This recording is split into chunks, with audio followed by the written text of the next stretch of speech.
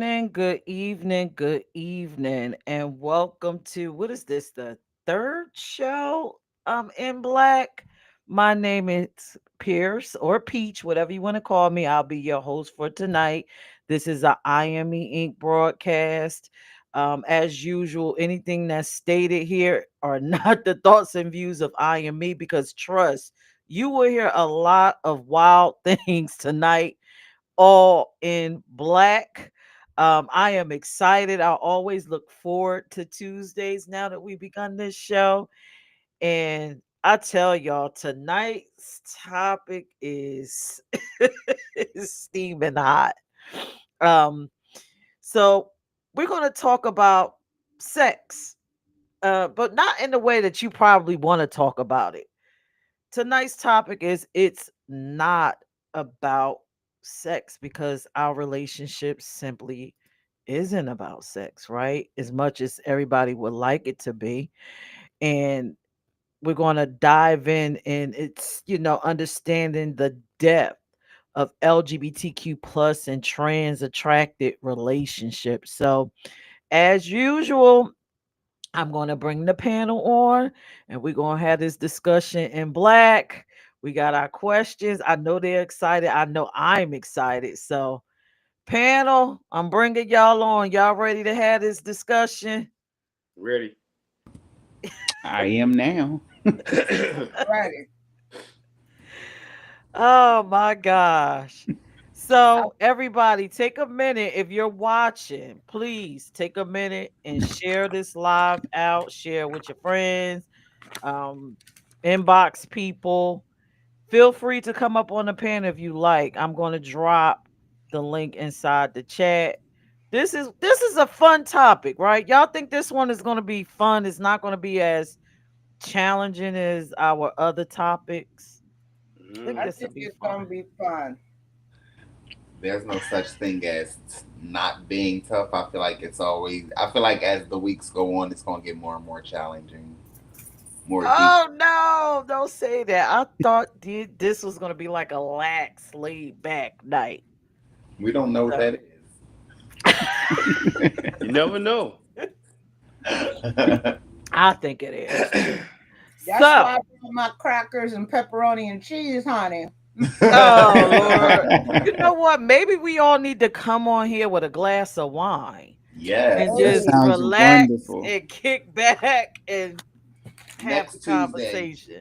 So Oh, okay. next Tuesday, bring the wine.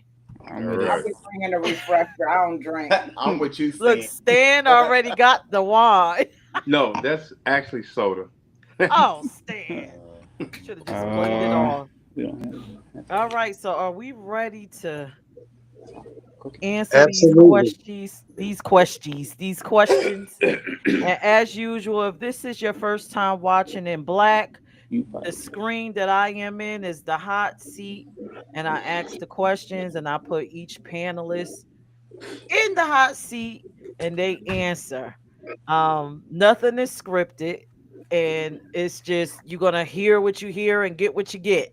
That's what it's like when we talking in black. That's right. This is not baddies. All right. So let's get into these questions. I'm ready. So, as black people, we are uber religious or we might be spiritual, right? And our views on finding a partner and everything is mostly based off of that from that spiritual aspect, the religious aspect. So, my first question of the night, first question. What type of energy are you naturally drawn to? Is it feminine, masculine energy, both, or neither one? What energy? What energy are you into? So the first person I'm gonna put in the hot seat, I think I want to put Smack in the hot seat for some reason. You gotta go in the hot seat. Okay, here we go. How's everybody doing tonight? I will say I am attracted to femininity. Yeah, most definitely feminine. Gotta be feminine. Um, I'm not. During the time in the beginning when I was trying to find myself, I would say maybe both. But now, and all of these years later, definitely feminine. Thank you, Smack.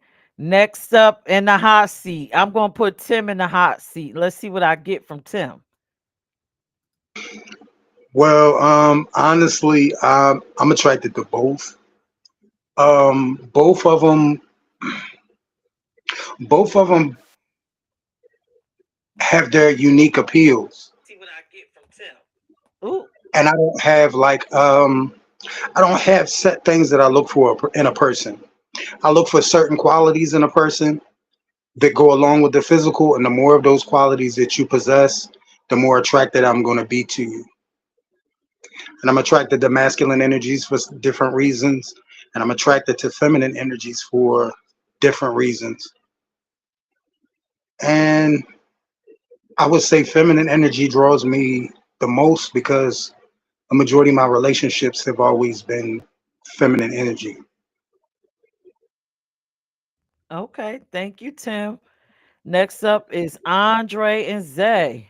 You're in the hot seat. Hey, I like the combination of both. Like, not too film, but not too mask. You know what I mean? I like a strong person who's able to have a soft side. Okay. What about you, Zay? I would say I like them both, but more masculine than the feminine. I guess it just depends on like, uh, let's say, the timing of it all. Okay. All right. Next up, Kalani. You ready to get in the hot seat? Um,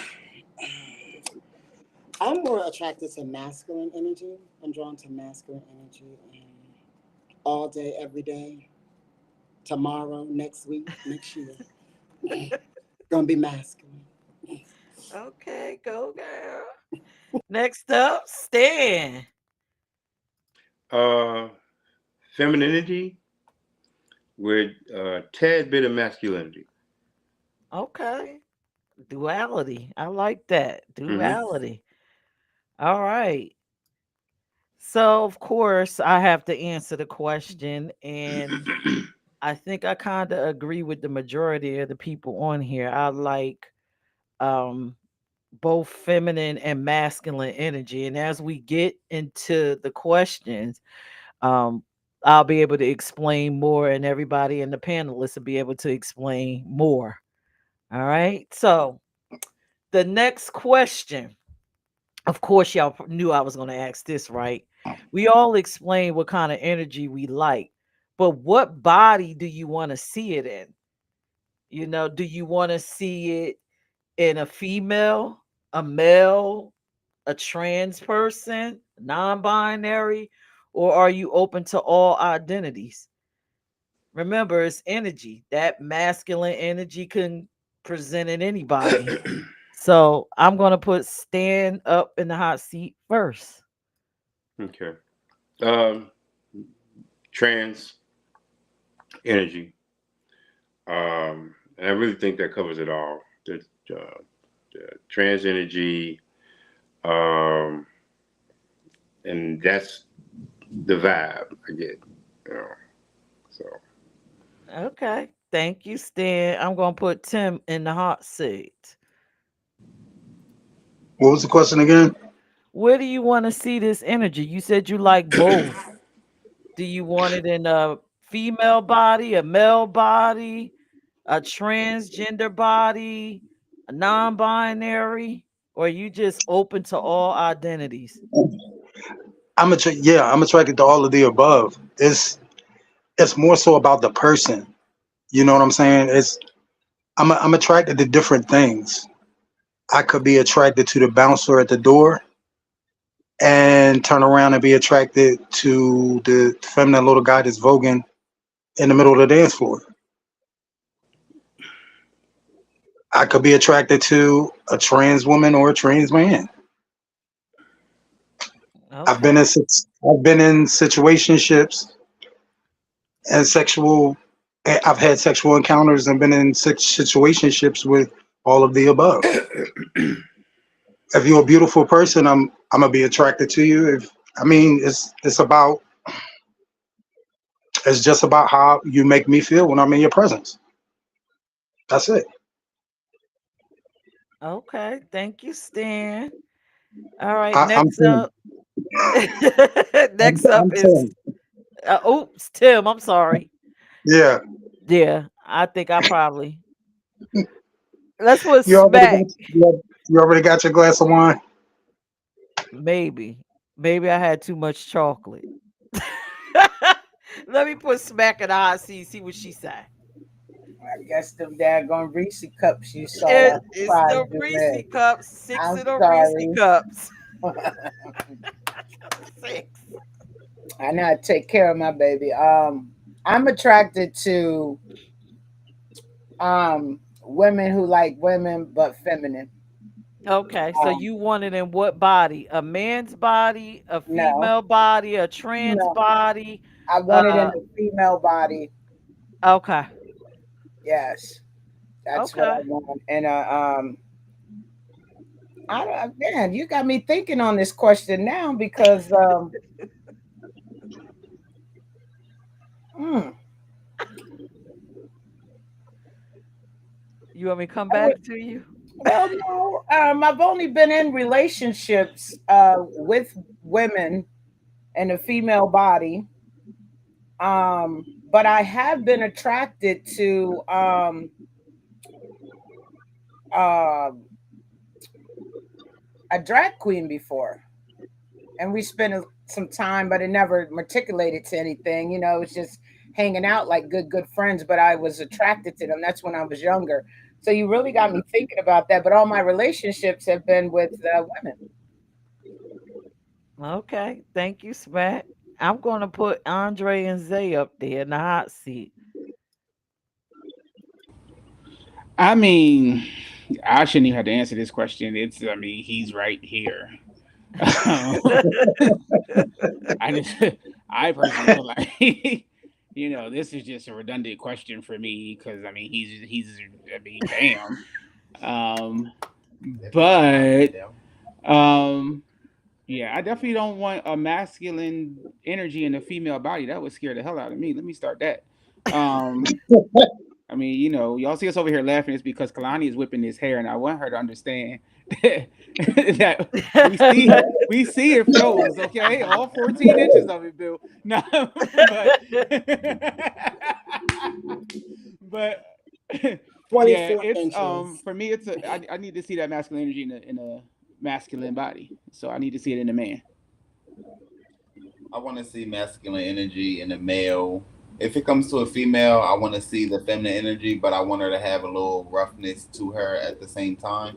I don't want just that too much feminine energy, you know. Okay. All right. All right. So we got to get Kalani in the hot seat.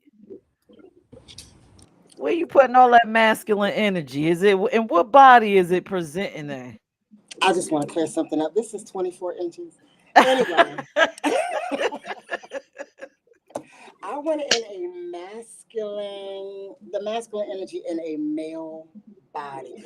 But, but I have been attracted to some, I don't even know how to say this.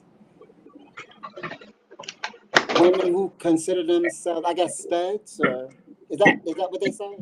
Is that what they call them? Yes. Somebody help me. Studs. Masculine centered women. Yes. Okay. I have I have been on a date with one, but it didn't matriculate into anything because the anatomy was off. But yeah, Okay. Okay. So I see, I know the question looked a little strange when y'all read it, Did but think Stan about what all of y'all just said. did I'm gonna Stan put Stan did go. Stan said he wants it in a trans body. But the question in itself, did it make you think about what you were really saying? Because I saw all of y'all say, I did think I liked it there, but I did notice it over there. Now, I'm going to answer the question. I like masculine, feminine, and I like it in all identities. I can agree with Tim. It's about how I feel when I'm with you. It's a spiritual connection for me. We got to connect. I got to feel that vibe. So, moving on to the next questions. I maybe these might be a little bit difficult, but you know what? I know my panel can handle anything. Anything that I throw y'all way because that's just who y'all are, right? So, this next question might be a little touchy. Um, when you were discovering yourself, your identity, your orientation, right? Um, it can be very complex, and it requires you to do that inner work to figure out exactly who you are. And then once you figure out who you are, you have to figure out exactly what you need, right? So after you gain that clarity on what you need emotionally from a partner, um, do you know exactly what that is? Do you know exactly, once you know yourself, do you know exactly what you need from a partner at this point in your life? So, are y'all ready to explain that? Through your journey of self discovery, have you gained clarity on what you truly need emotionally? So, y'all take a minute. Who wants to answer this first? Because everybody faces like, what do I need emotionally? Say, I'll pop on this thing. um, All right. I mean, for me, yeah, I lay it out on the line when my first, 3, 4 months of talking to somebody, I tell them up front, like, this is what I need, this is what it's gonna take. If this ain't something you can handle, I'd rather you hit the door now. Like, ain't no Ooh. sense of us wasting our time, ain't no sense of you definitely not wasting mine, baby. Like this is what it is, and you can either handle it or you can't. If you can't, go find you somebody still on your level. Mm. All right. What about you, Zay? You I know what you need emotionally? I agree with how Andre put it, but yeah, I pretty much after learning myself and knowing what I Nasty, lack, nasty. I know where my partner can kind of help me out with it. Okay. I don't know if that makes sense, but I think it makes sense. It has to make sense to you. I know it Not does to us. me, but I'm just saying if it's confusing. All right. Let's put Smack in a hot seat. Now What? that you know who you are, do you know exactly what you need emotionally? Yes, I know what I need emotionally. I know what I need. My needs have changed um, lately, but I know what I need, and I have no problem with expressing it. And yeah, I know what I need, and you know, I'm gonna leave it there. But I do want to say this, everyone. I know y'all just heard Miss Peach state what you know, she's damn near married. I just need to put that out there. Oh, goodbye. Goodbye. Stan, you are in the hot seat.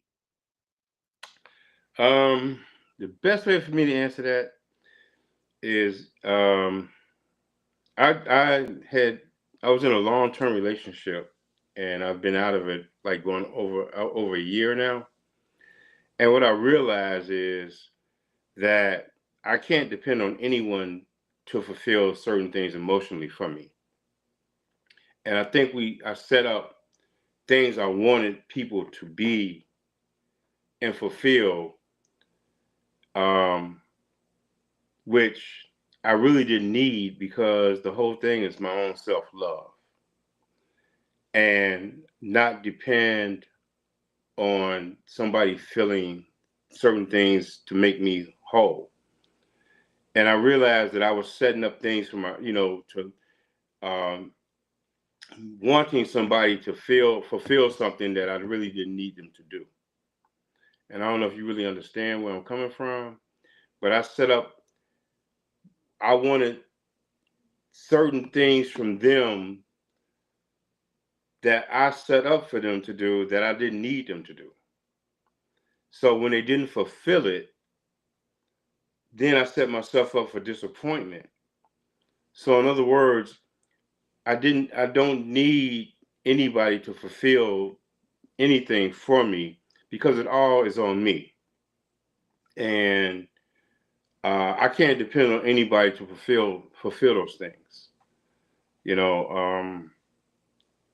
I'm my own person. I depend on me, and I can't give somebody that kind of power over me anymore. Which I didn't have to give them that, but I wanted to give them a certain degree of power so that I felt something that it wasn't necessary for me to do. And I stayed into a relationship for a long time and dealt with things that I really didn't have to deal with. So I'm having the best time of my life right now because I don't have any expectations or any emotional dependency on anybody. And so anything go wrong in my life, it's me. So I hope y'all can understand what I'm saying. I do. Okay, Stan, So deep. and if I get into a relationship with somebody, you know, like at this point, it's like I can be the better person now than I was because I can come into a relationship a whole lot better now than because I'm not coming there expecting anything from you, but uh and I'm not going to lay on anybody for anything emotional. You know, right now, if I get into a relationship, all I want to do is enjoy a relationship. Nothing else. Let's just take this time. Let's have some fun. Let's not get deep into it. And as we get into it, you never know. But you know, right now, that's the thing. Relationships are supposed to be enjoyed. You know, I'll never want to come home again after dealing with everything I deal with every day, and then have to come home and then, oh goddamn, I got to deal with her. Now that's something else I got to deal with. I don't want to go down that no more. No, so, and I'm not trying to get deep, but I'm just being No, honest. this is good. Yeah. This is good. I'm gonna put Kalani in the hot seat now. Thank you, Stan. Um, I'm gonna agree with everyone, but I really like what Smack and Stan was saying about emotional connections, because I realized that as I got older, the things that I wanted at 20, I didn't want at 30. The things that I needed at 30, I didn't need at 40. So my emotional intelligence grew, and my emotional needs kind of expanded. So that's why I go into relationships now, whether it be romantic or friendship, whatever, with no expectation from anybody.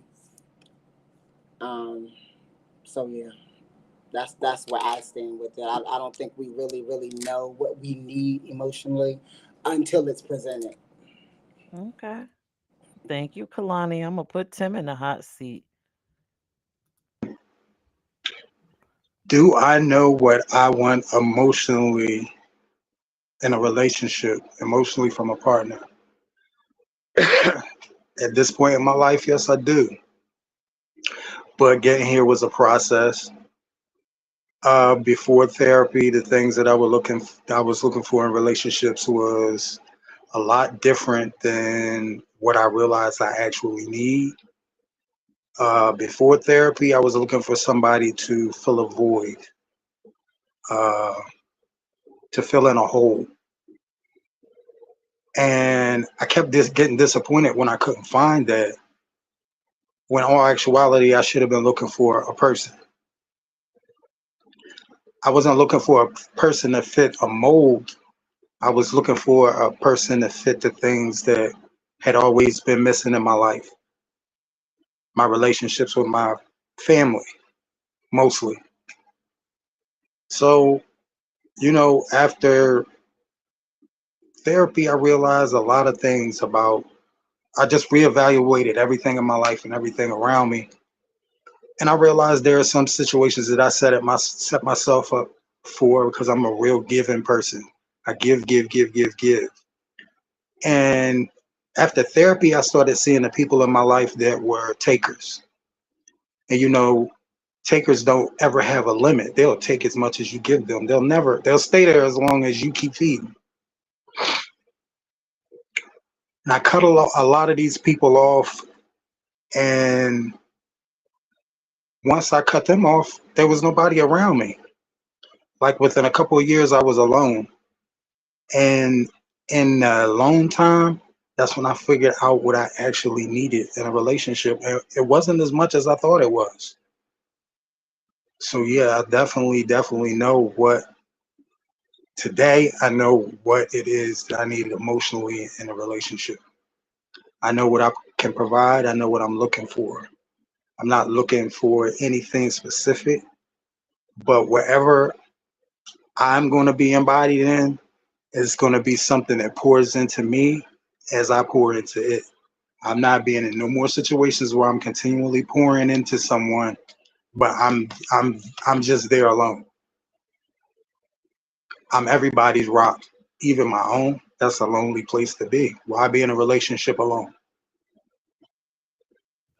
Wow. Thank you, Tim. Wow.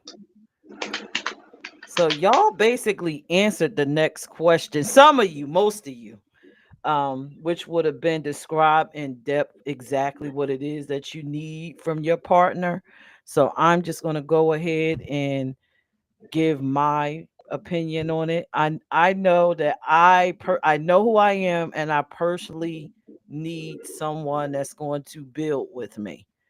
I don't need anything. I'm not really an emotional person because I wasn't raised to be that way. I am more of a legacy person. I want you to come in. I want us to work together. I want to build the kingdom with you. And then I want to be able to leave it to whomever we're leaving behind. Um, I get these principles from the people, that raised me. My grandfather, for example, is the one that instilled those thoughts into me.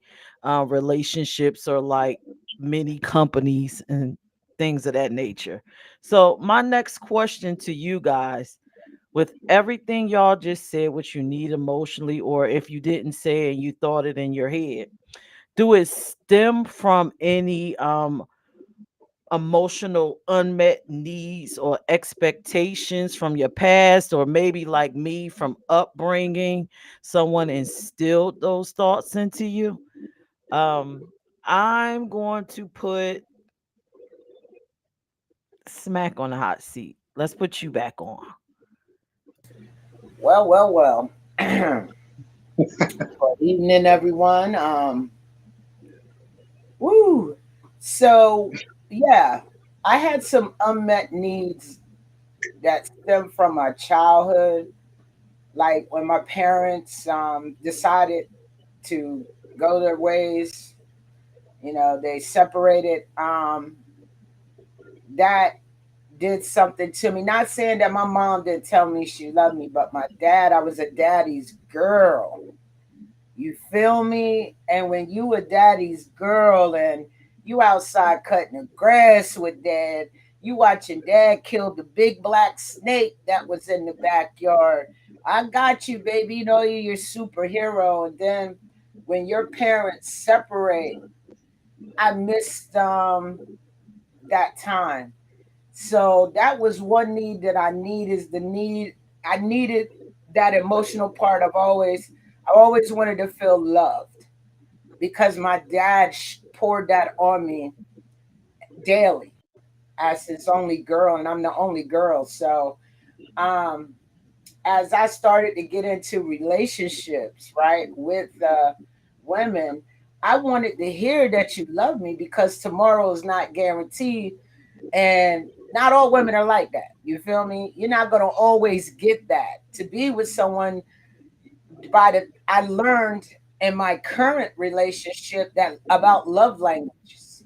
You know what I mean? And that's not something that, as I was coming up, that I learned about the love language. And in my past relationship, they always called me a big teddy bear because I always wanted to be loved on. That is one of the things. When my dad left, it did something to me. Not saying that my mother didn't give me love, but my dad and I just had a bond that was until this, and still today we have that bond. But being a little girl and you look up to your dad, that's your superhero. And when they separated, it hurt me. So I never really dealt with that and never really spoke on it until I started my dating, in the dating scene. And but I gotta say this, in the current relationship that I'm in now with Peach, I have learned so much about myself because she'll tell you, I used to tell her, I used not to love me, y'all. I love the hell out of me now. You know what I'm saying? And that come from having your other half being as strong as she is, and s- she saw things that I didn't see. I kind of had blinders on, and the blinders were on, and I wasn't see what was really going on out here. So my when I say my emotional needs have changed as I've gotten older, even till this present day, because I don't think that if I learned the things that I learned with Peirrce in the beginning of our relationship, I don't think I'd be able to handle what I'm going through now, with my health, you know. And I love the constant reminders that she gives me to let me know who I am. And I appreciate that. So now in this present day, what I need from a partner is not as much as it used to be when I was just coming out. You know what I mean? I'm 52, get ready to be 53. So I'm gonna say in the last like 45 years before now, you know what I'm saying? I'm good. I'm a much stronger person now. So and I gotta give that to who I'm with. I hope I answered your question there. You did. Thank you, Smack. All right, so I'm gonna put Andre and Zay on the hot seat. You go first. Definitely doing it. What is the question?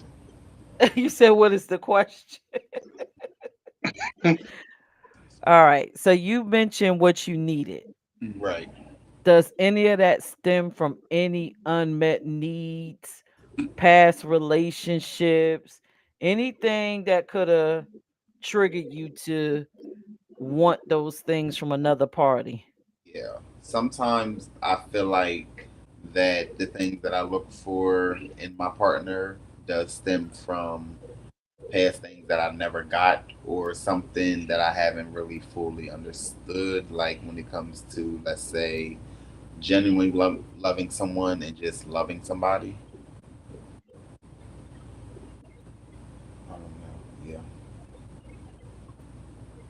I guess it stems from the past. That's what I look for in the future right now. Um, Two words for me: living, learning.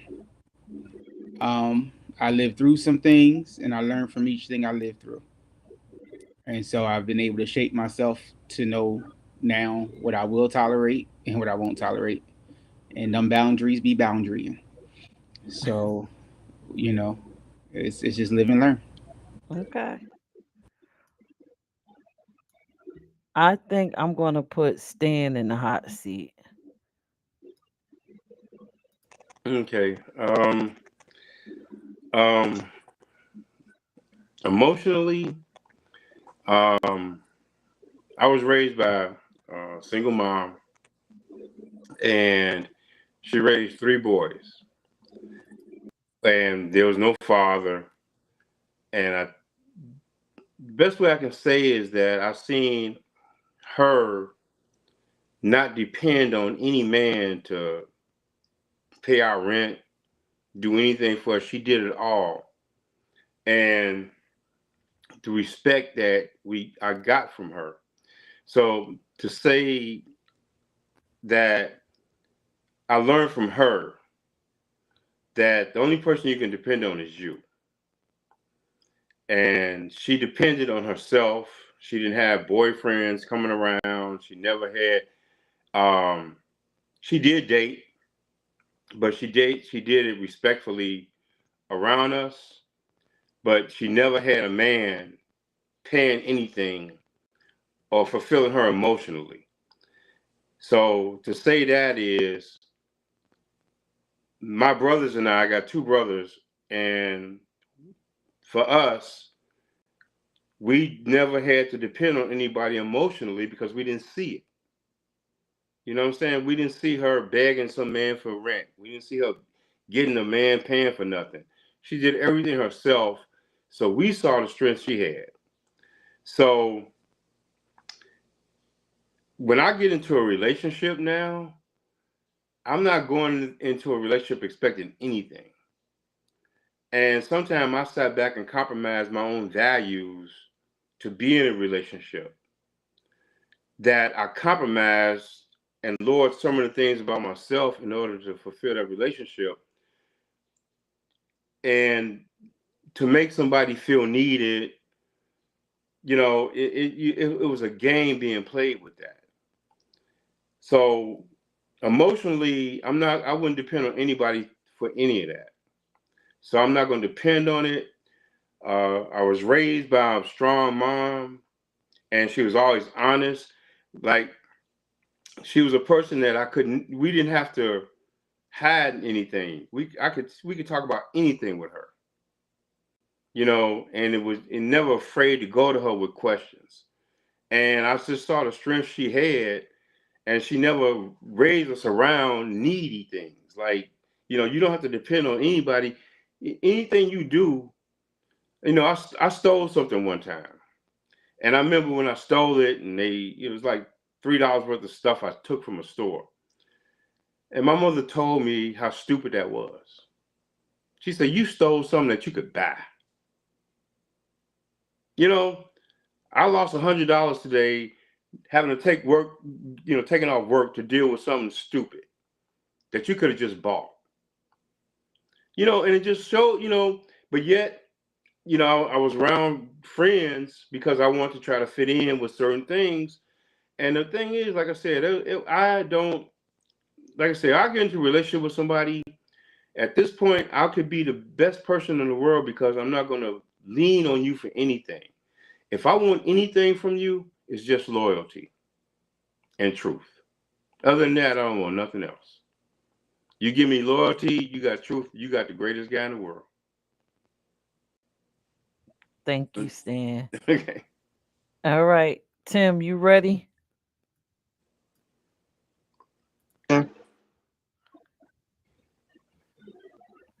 All right.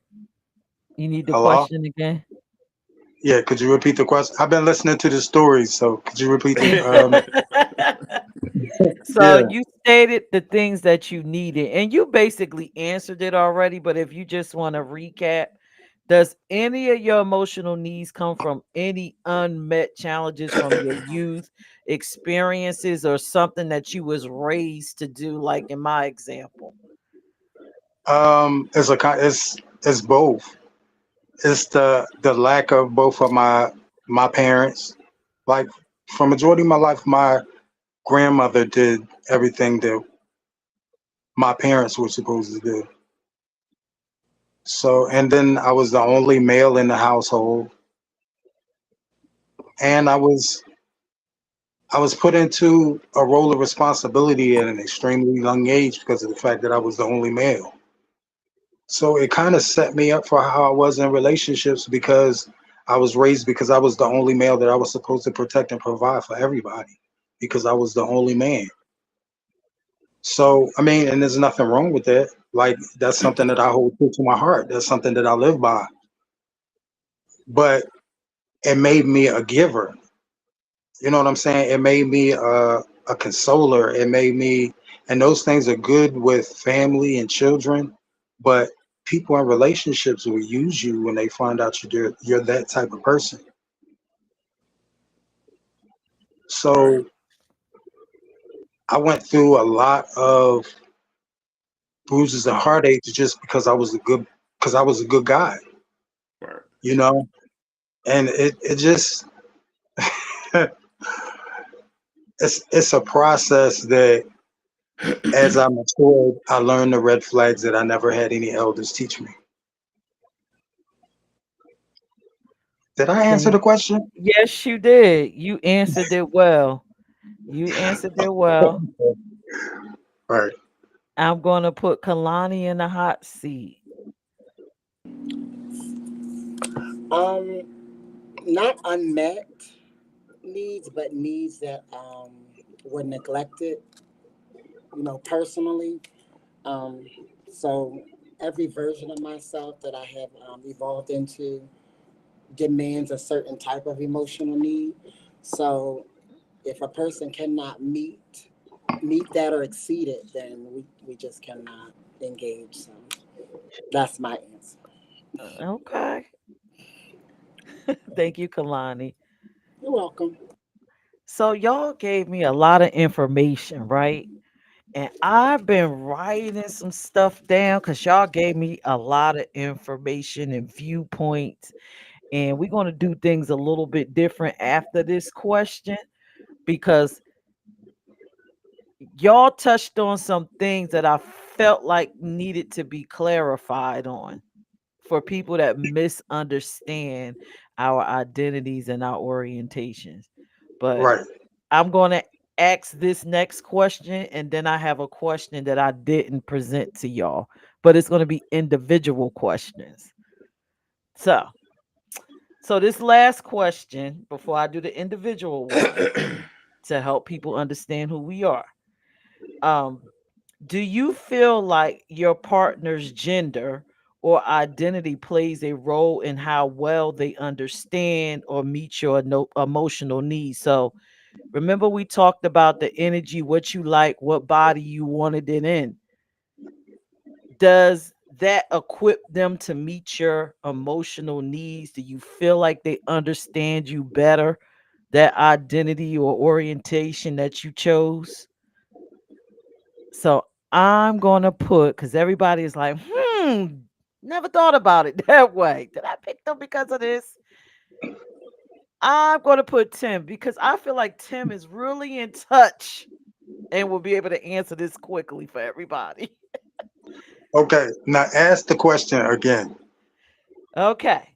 So, do you feel like, okay, so you're open to all identities. Does that person or persons make them qualified to be able to be with you, Tim, because of who they are, because of their identity or orientation? No, it's never about I don't go out with a gauge and tonight I'm gonna meet a trans woman. Oh, tonight I'm in the mood for a trans man. Tonight I'm in the mood for a cis woman. It's not like that. um, it's just because of that person. It's not because of what they identify as. It's just simply that person possesses enough of the qualities that do it for me. Okay. If that makes sense, you know. Yes, it makes sense. It makes sense. So I'm gonna put Smack in the hot seat next. Wow. When you be choosing these women, do you choose them because you feel like they are more equipped to meet your emotional needs? Well, I'm gonna say this. First I'm choosing them uh, to make sure that from the outer appearance, they got to meet some things that is on my checklist. First, I'm just being real. Then we Well, gonna yeah. have some communication. And when I say that, I mean, I got like a checklist.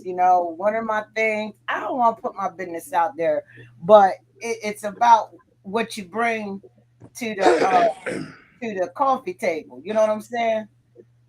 Coffee table. Sit down. The table's a little lower, so you got to reach down. You know what I'm saying? I guess I only get it, but it's about what the physical for me. Okay, and then as we're talking, if I'm doing all the talking, we're probably not going to have another date where I get try to get to know you. I got to be able to communicate with you, and we're both communicating and sharing things. I don't want to be the one doing all the talking. You know what I mean? It's got to be a vibe. Like you said, it's the energy. And that's what it is. So, did I answer your question? Yes. Yes, you answered it. So basically, There's a checklist, and then the only as a conversation. checklist, but only a woman can Yeah, meet those needs. Whatever it is that you need can because that, meet your yeah, emotional needs. yeah, because that's what I'm attracted to. I want a woman. Uh, Okay. that's what I want. You know, I mean, you know, I got bros and homeboys and all that, but when it comes down to, you know, who, you know, you know who I want to be with, it comes to first that, you know, first three things on my check off list, and then it's about communication. We're gonna go out and be around each other in all types of settings. I gotta make sure you're right before I say, hey, you know, let's do this. I mean, I've dated, you know, some to make sure for a while before I, you know, pop that question. You feel me? Okay. Gotta make sure it's right. All right. I'm going to put Kalani in the hot seat. Kalani, when you meet these men, are they the only is is a man the only body, only identity that can meet your emotional needs? A woman can't do it. Is it only just a man that can do this? I'm sure it's not only a man that can do it, but it's a man, only a man that I want to do it. Okay. I hope that answered the question. It does. I'm trying to get y'all to think. The identity and gender that y'all choose, do y'all choose them because they could meet your emotional needs? I think I choose them because of the attraction, and then the emotional stuff kind of comes, afterwards. I don't walk up to somebody and just be like, I wonder if he can emotionally keep me together. Like, I'm looking at the physical first, and then I don't know. I Bang know the bang. Yeah, question like is that. I mean, hard. that's honest. That's honest. Yep, it's honest. That's honest. Andre and Zay, are y'all ready? Um, Between Smack and Kalani, I just want y'all to know both. I don't like y'all tonight because y'all read my answer. Um, Before we got to this point of the show, and it bothered me. I mean, minus the fact, Smack, when I was dating females, we had the same objective. That coffee table was a great thing. I feel you. I feel you. I feel you on that. But yeah, I mean, for me, it's I gotta see what you bring to the table, and I gotta see how you can handle being in the atmospheres that I'm in. Because I know that everybody can't handle the atmospheres I walk. Between being a community activist, being a leader, being a philanthropist, and then being a CEO. I got to make sure you can handle all these different types of atmospheres. But I also need to make sure that your vibe is strong enough to stand on your own two feet, and that you can even handle the atmospheres that you allow yourself to walk in. Because some people, their shoes, as my granddad would say, your britches is bigger than you know, you gotta be able to stand as a grown man. Because I'm not looking for somebody that's here today, going tomorrow. You know what I mean? Like, if you're not worthy of a ring, we ain't gonna last. At this point in my life, I'm grown. I ain't got time for the BS. Kalani, fix your face. So yeah, so that's so that's how I'm looking at it. Okay, Stan, you in the hot seat. Zay didn't answer though, Oh, Pete. Zay, go ahead, Zay. Zay looking like giving me the vibe Oh, uh, Look at them damn Reese cups. like I want to pass this one. Go ahead, Zay. Put I'll them say damn that Reese when I cups down. say both can fulfill it, but I only look for it in the one that I'm with. Okay. You see, you smart. You smart. I knew it was gonna be very little or no words. You are smart. All right, Stan. Um, well, I already know what I'm attracted to. So it's like what Tim was saying. If you find a beautiful person, and so like Tim was saying, he doesn't have any categories with any. It's like, hey, you're a beautiful person, and that's a great thing. But I'm not attracted to somebody that looks like me, and they could be as beautiful as anything, but uh, I'm just not attracted to that.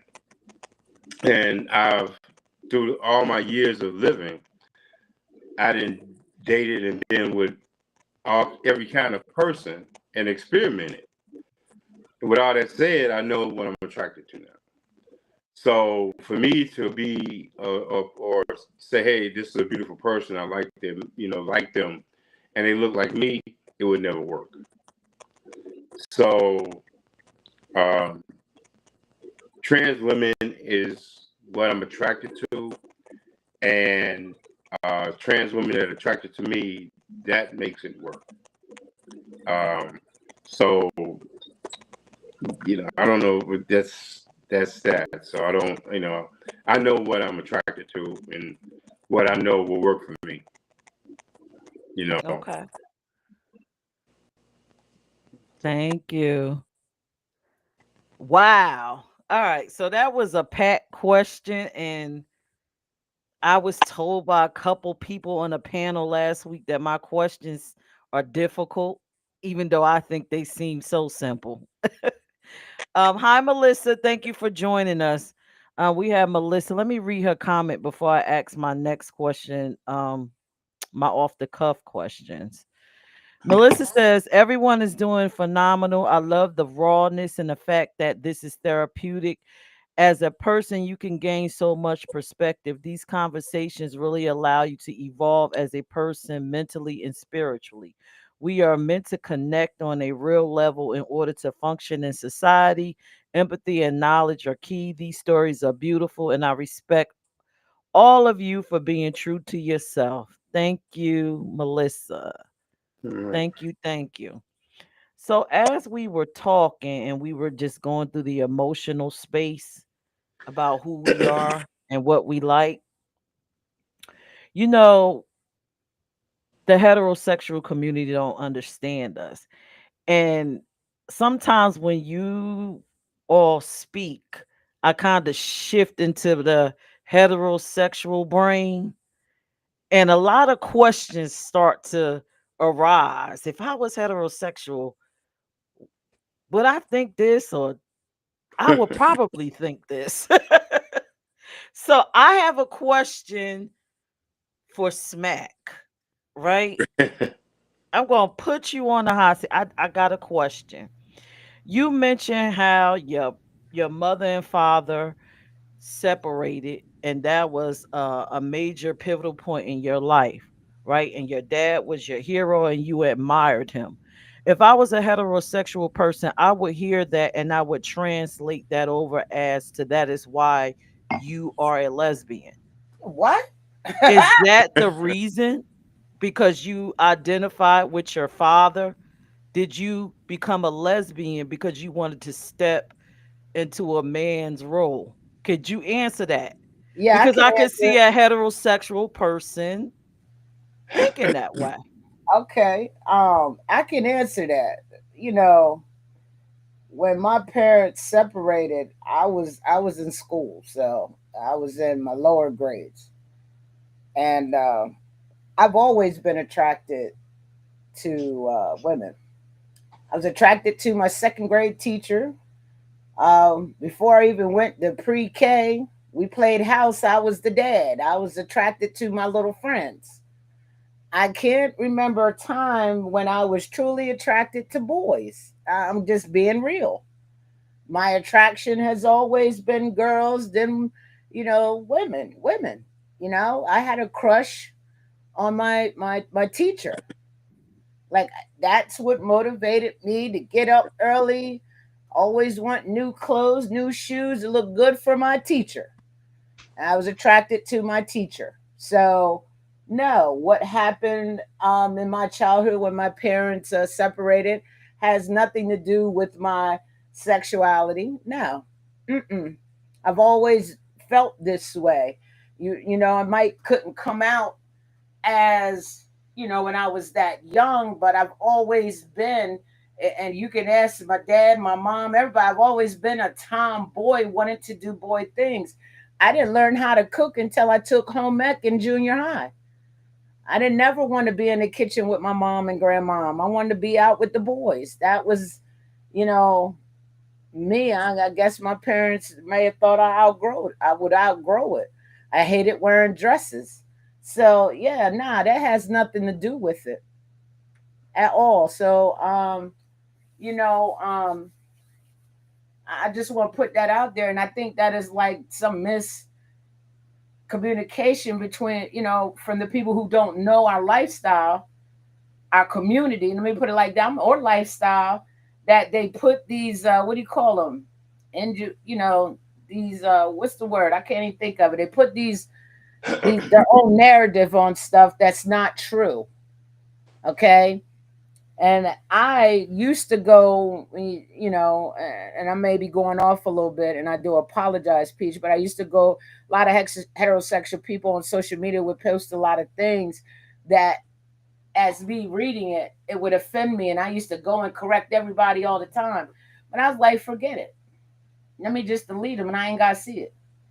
But I think that there's a education that needs to be had by them so they can understand. And that's why I love this show. But nah, that had nothing to do with why I am attracted, why I'm a lesbian. That had nothing to do with it. Nah. Okay, thank you.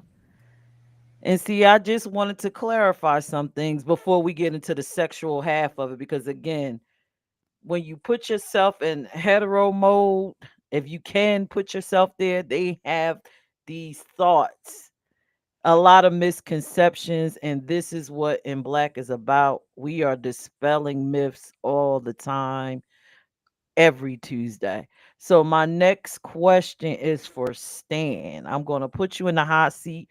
Hmm. Personalized question, because remember, I'm always listening and writing. Yeah. So you always talk about your wonderful mother. She Yeah. actually makes me feel like I want her for my mom because she sounds like an extraordinary lady, right? Yes. She's both the matriarch and the patriarch in the family. Now, when you translate that over heterosexual brain, and you put it into one body, is that why you like trans women? Because they're representation of the feminine and masculine in one body functioning, and maybe make you like, remind you of your mother, the strength, the wisdom, everything all in one body, and has the mechanical parts that you need and want. I'm gonna put you in the hot seat. Okay. No, it had nothing to do with my mother had nothing to do with that. Not at all. Um, it was just something that I was I was attracted to early in my life that I knew. So it had nothing to do with my mother's strength and all that. Um, it was just something that it was just what I was attracted to. Like early as eighth grade, I was attracted to like the Femi boys in eighth grade. And I just had an attraction to that. Um, so heterosexually, I don't consider myself, and I mean I don't. I'm in the queer community, but I don't consider myself like as a gay man because I'm not attracted to men. So, um, but my mother had nothing to do with that. It was just something I was always attracted to, and one of the things I'm proud of myself is that I never uh, fought that and never questioned myself, about it. And, like something's wrong with me, I got a problem, I know how I felt and I just dealt with that. As far as my mother goes, I never had to talk about it, but she always saw that. And later, it became a conversation where I just realized that I didn't, I didn't have to sit back like I was hiding anything because I didn't have.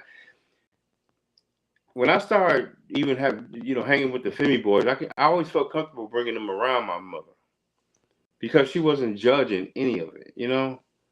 And so I didn't have to battle certain things, and I'm so glad I didn't because I hear so many stories, and everybody, even people on this panel, they had to do with family things, family emotions, and I really sympathize with a lot of that. Um, because a lot of people had to do that. They got disowned by their family, things like that. And I'm just glad I didn't have to go through that. Um, and so anything I do, I did it because of what I wanted. I didn't have a church background behind me, and I had to live through these rules. My mother, I used to ask her why we never went to church. And she just said, you know what? You can find church on your own. I'm not going to instill anything in you and try to and mold you and your brothers into something. That's something I want you to discover and have the freedom that I didn't have to do these things. And so we didn't. So we got to pick and choose certain things with that, and that's why I respected her. My brothers and I, we never got in trouble. And we never did things because of the fact that that's why, like I say, a lot of kids join gangs, they do things. They don't respect their parents because if you respected your parents, a lot of things you wouldn't do because you wouldn't send your parents through it. So we wasn't going to send my mother. She worked two jobs, do things for us. And there's no way I would sit back and me and my brothers to this day, and all of us is very successful. All of us, me and my two brothers are. And that's because of the fact that we didn't have to, we respected her. And she put all she had into us. And the least we could do is let her see us succeed. So it had nothing to do with her. I was attracted to trans femi, from a kid on. And it was just feelings I never fought. And I think because I never fought them, because I didn't grow up in the church, I didn't grow up around certain things, so I didn't have any conflicts, if you understand what I'm saying. I wasn't conflicted with, okay, this is what God is and God says, so I didn't have these conflicts. I could just do what I felt, So, and even with my brothers, growing up with two alpha males, I got two alpha male brothers older than me, and they never had issues with me. So, you know, and to this day, we still close. We very close. And I dated, I was in a relationship. Like I said, I always dated trans women, and even the relationship I was in was a long-term relationship, and I never second guessed bringing her around my family, holidays, going out doing stuff. They always made her feel right in. So I never made an issue with it. So I never had those conflicts. So I mean, I hope that I answered it the best. You did. You You did know, very well. you Thank okay? you, Stan. I could be long-winded sometime. I know. Uh, you did very well. You and Smack did very well. And y'all probably like, where did she get these questions from? But it was based off your conversations, and I thought it was important that people understand Hmm. that this is who we are, what we like. It's Right. not a phase, and it's not trauma based. Right. That's why I asked those questions. So, everybody's favorite part of the show. We're going to talk about sex, okay? You're free to not answer the questions, or you're free to answer them as much as you want, right? So y'all pretty much answer the energy part. Um Uh-oh. does the person body turn you on, the anatomy and all of those things. So we're going to get to the connection piece sexually, because I don't think people understand that when it comes to sex and you're looking for a partner, you have to connect both with your body and your mind, right? Yeah. So I'm gonna ask y'all what physical traits, and y'all could just, explain it, be, descriptive so people could understand, like, yo, this ain't just some type of, we doing this just because we want to have sex. No, we doing this because this is what we like. We enjoy it, like that. Right. That your favorite soft drink, your favorite food, this is what we like. So what physical traits or experience help you feel more connected during intimacy with the person that you choose? So for me, I'll go first, right? I'll come out the gate. So what I like, because I like feminine and masculine energy, and I guess I like to see it in one body. And it's just something about how it meshes well, and just how the movement is to see that feminine and masculine energy, and how they hold you, and how you can connect during that, before the moment, and then during the moment, and then after the moment you still want them to be there, Yeah. and you can't get that for me, total straight heterosexual person. I need both energies in one body coexisting for me to feel fulfilled. So I'm gonna put Kalani in the hot seat.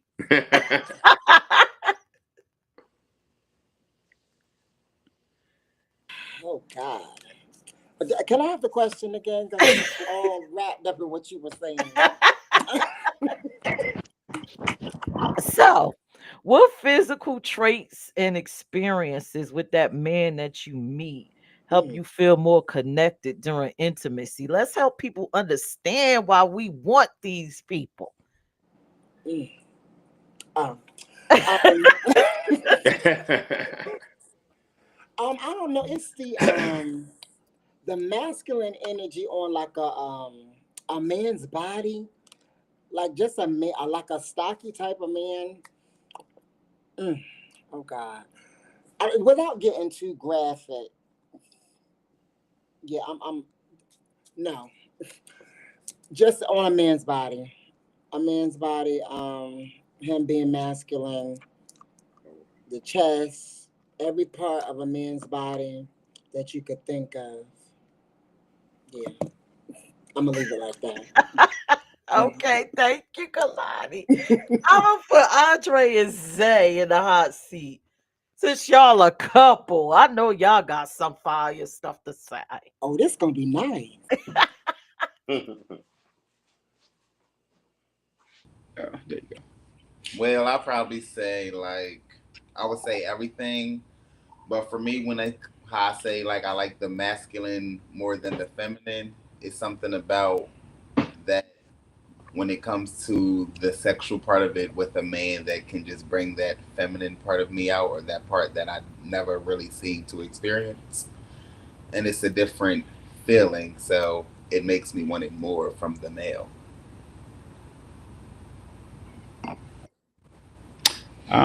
Wow. Yeah. I mean, okay, so this I look at things a little different. Okay, so I'm a Cancer. Cancer.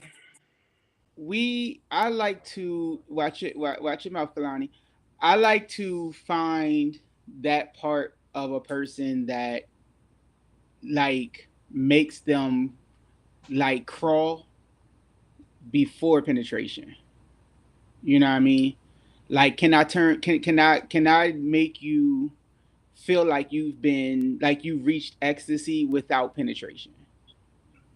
And when I can do that, then I know like we're connecting differently. You know what I mean? Because I'm all about eye contact. I'm all about feeling. I'm all about like, you know, like knowing you, like you ever been turned out but not penetrated? Like that's me.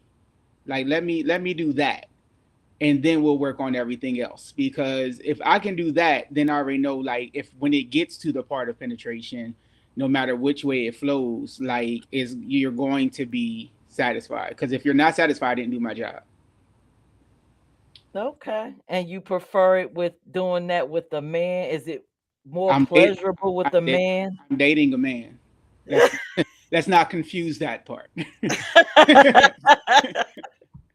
I mean, my when I mean, like, let me be real. Like when I dated females, they never were, you know, like shunned or turned away or anything like that. They enjoy it as much as any man I've dated. But for a man, it's just a different rawness, because I feel like for a man, a lot of men, you can't really just, like, you can't please completely. You know what I mean? I feel like men are always picky on things, but when you can actually show a man something he's never seen before or he's never felt before, like, oh, but ain't nobody never do that before. I did my job. Okay. Okay. Let's put Tim in the hot seat. Yeah, could you repeat the question?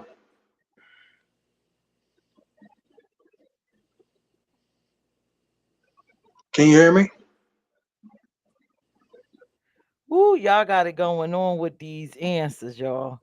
All right. So, the person that you like, what are the physical traits and experience that help you feel more connected during intimacy?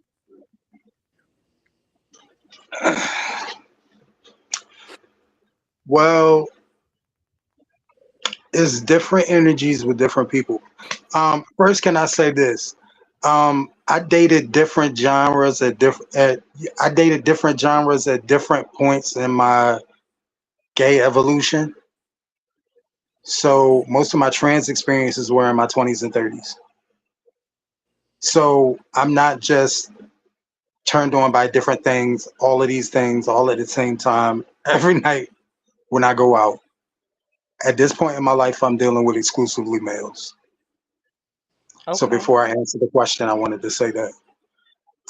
And what I look for is different in masculine men than it is in feminine men. In masculine men, my attraction is more so along the lines of a brotherhood. With feminine men, my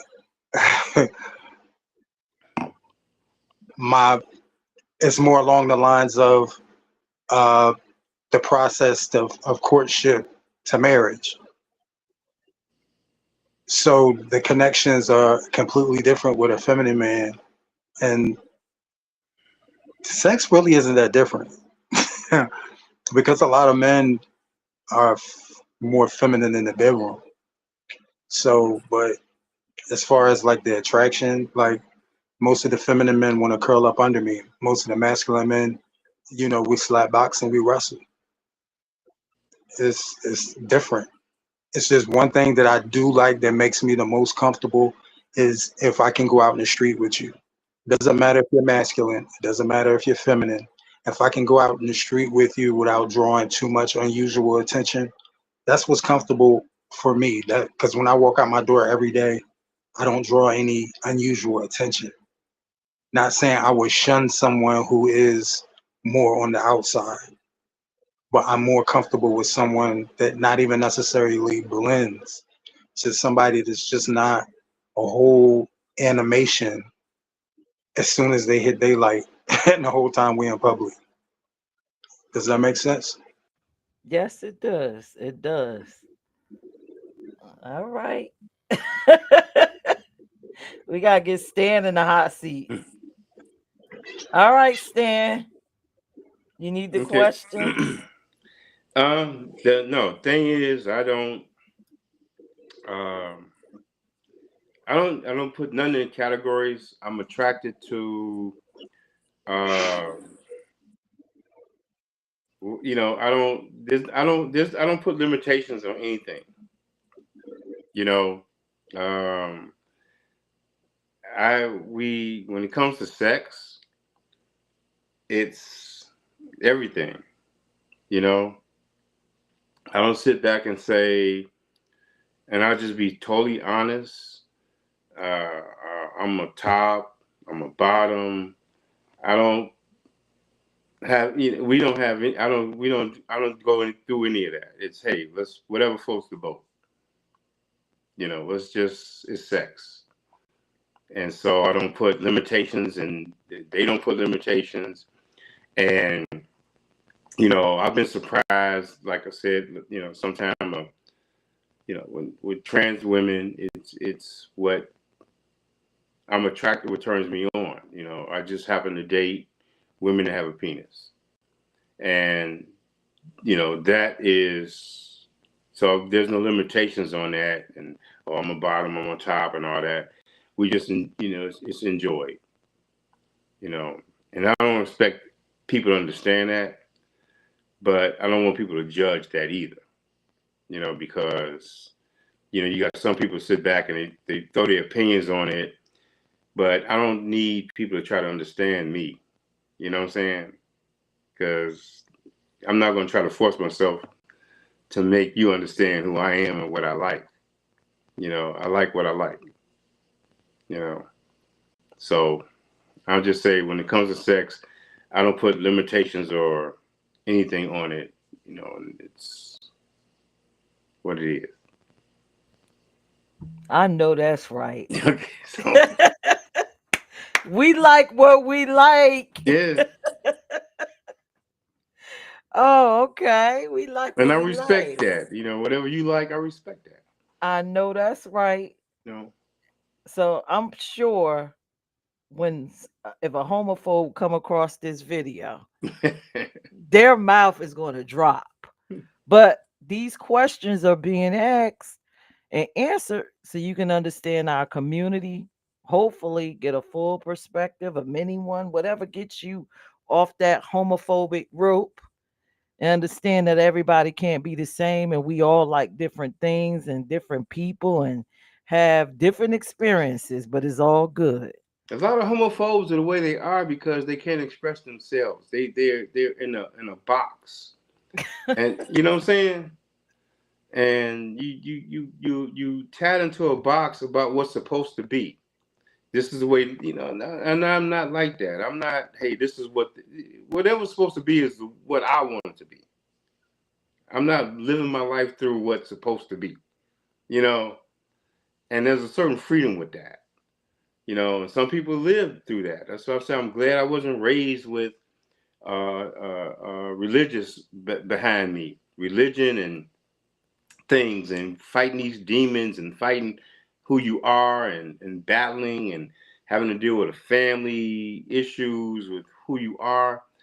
And I sympathize with all that with people, but I'm just glad I didn't have to do that. And just hey, um, and homophobes. A lot of homophobic people are because they do what's supposed to be done. They'll marry a woman, they do the right thing, but knowing they don't want to be with the woman. They want to be with a man. They want to be with a transsex.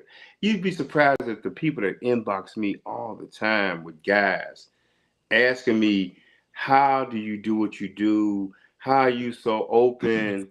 I get all that. I'm gonna start charging a fee to give advice to a lot of these guys because they hit me up so much about, and to me, it's natural. I'm not doing nothing, different. It's just natural to me. And yet they're trapped with marriages. They're trapped in relationships because of what was supposed to be. And I'm just thankful that I never had to battle that, you know. And I understand when people do that, especially when you got family and Right. things, and you got to be in a closet and you got to do these things. But I'm hoping that me being as open as I am will help other people understand that you really don't have to live your life a certain way. And if people don't accept that, then that's fine. Right. You know, Right. it's okay. You know, So I'm and about to even cut in on you. okay. I'm sorry. Look, I'm You're okay. Yeah, okay. We just got to get through a few more. Then we gonna get up all on the panel together My on the answers are always screens. gonna be short after Oh Lord, no, we love this. you, Stan. We love you. Oh my God. So this next question is gonna be quick, right? Y'all know y'all watch them bad LGBT movies where the guy or the woman they go out You and skipped they over me. oh, did I skip you? I'm sorry, You hon. sure did. Probably Oh, because I Yeah. know the answer. me, yeah. Well, everybody else need to know the answer. Oh, Well, I won't say. I I'm think some. cutting my camera. No, go ahead. I was say I'm cutting my camera off. I'm sorry. Go ahead. So look, check this out, y'all. If for me, with this question, are there certain physical traits? Yes. It's all about them lips. You know what I mean? And she know what I'm talking about. It's the lips, that smile, teeth. It's you gotta, if I was on the if I was single, your breath got to be right. Matter of fact, my baby brush her teeth every night before she come to bed. That just do something, you know what I mean? And that's about the connection. It's all about the touch. And I love what Stan said. A lot of people look at me because I'm so masculine centered, and it took me some time. I ain't gonna lie, y'all. Took me some time to get here and to know it's about who you're with. You know what I'm Mm. saying? I've learned that late in the LGBT, because I used to be a touch me not, don't touch me, no, don't touch there, no, no, no, no, no, no, no, no. Wow, really? But because that's who, that's the young me. I'm older now, and you know, um, when you in sync with someone and that's the love of your life, and you got no problem being, opening up some doors to, let them explore and let them, do some things. You never know what you might like. You know what I'm saying? And that's where I'm at. As far as that, that intimacy part. Um, and I just want to share. I'm gonna stop it right there. Yeah, I see you laughing at me, Dr. Kalani. And that is why I wanted to skip you. Why? Because what you think? I'm being real though. A lot of Ah, people don't get this way. oh my God. All right. So the next question, as I was saying, as before I was rudely cut off by a person I thought wasn't going to answer this question because it said career and possible embarrassment of yours truly. But let me ask this question. Um, so we watched those bad 80s LGBT movies about the gay man and woman. They go out in the street, they meet up maybe in one of those bars, they have sex with the LGBT person, they run home, they scream, they cry, they can't believe they did this. Oh my god. They damn near scrub the skin off their penis or scrub the skin off of their body. So my next question is, how do you feel after a sexual experience with the person that you are attracted to? Are you happy? Are you disgusted? Are you ashamed? Um, I know this question sounds really crazy to us, but to the average person that may wonder, because we sick in the head and we got all these other issues. How do you feel after a sexual experience? Are you disgusted? How do you feel? I'm gonna put Tim on a hot seat.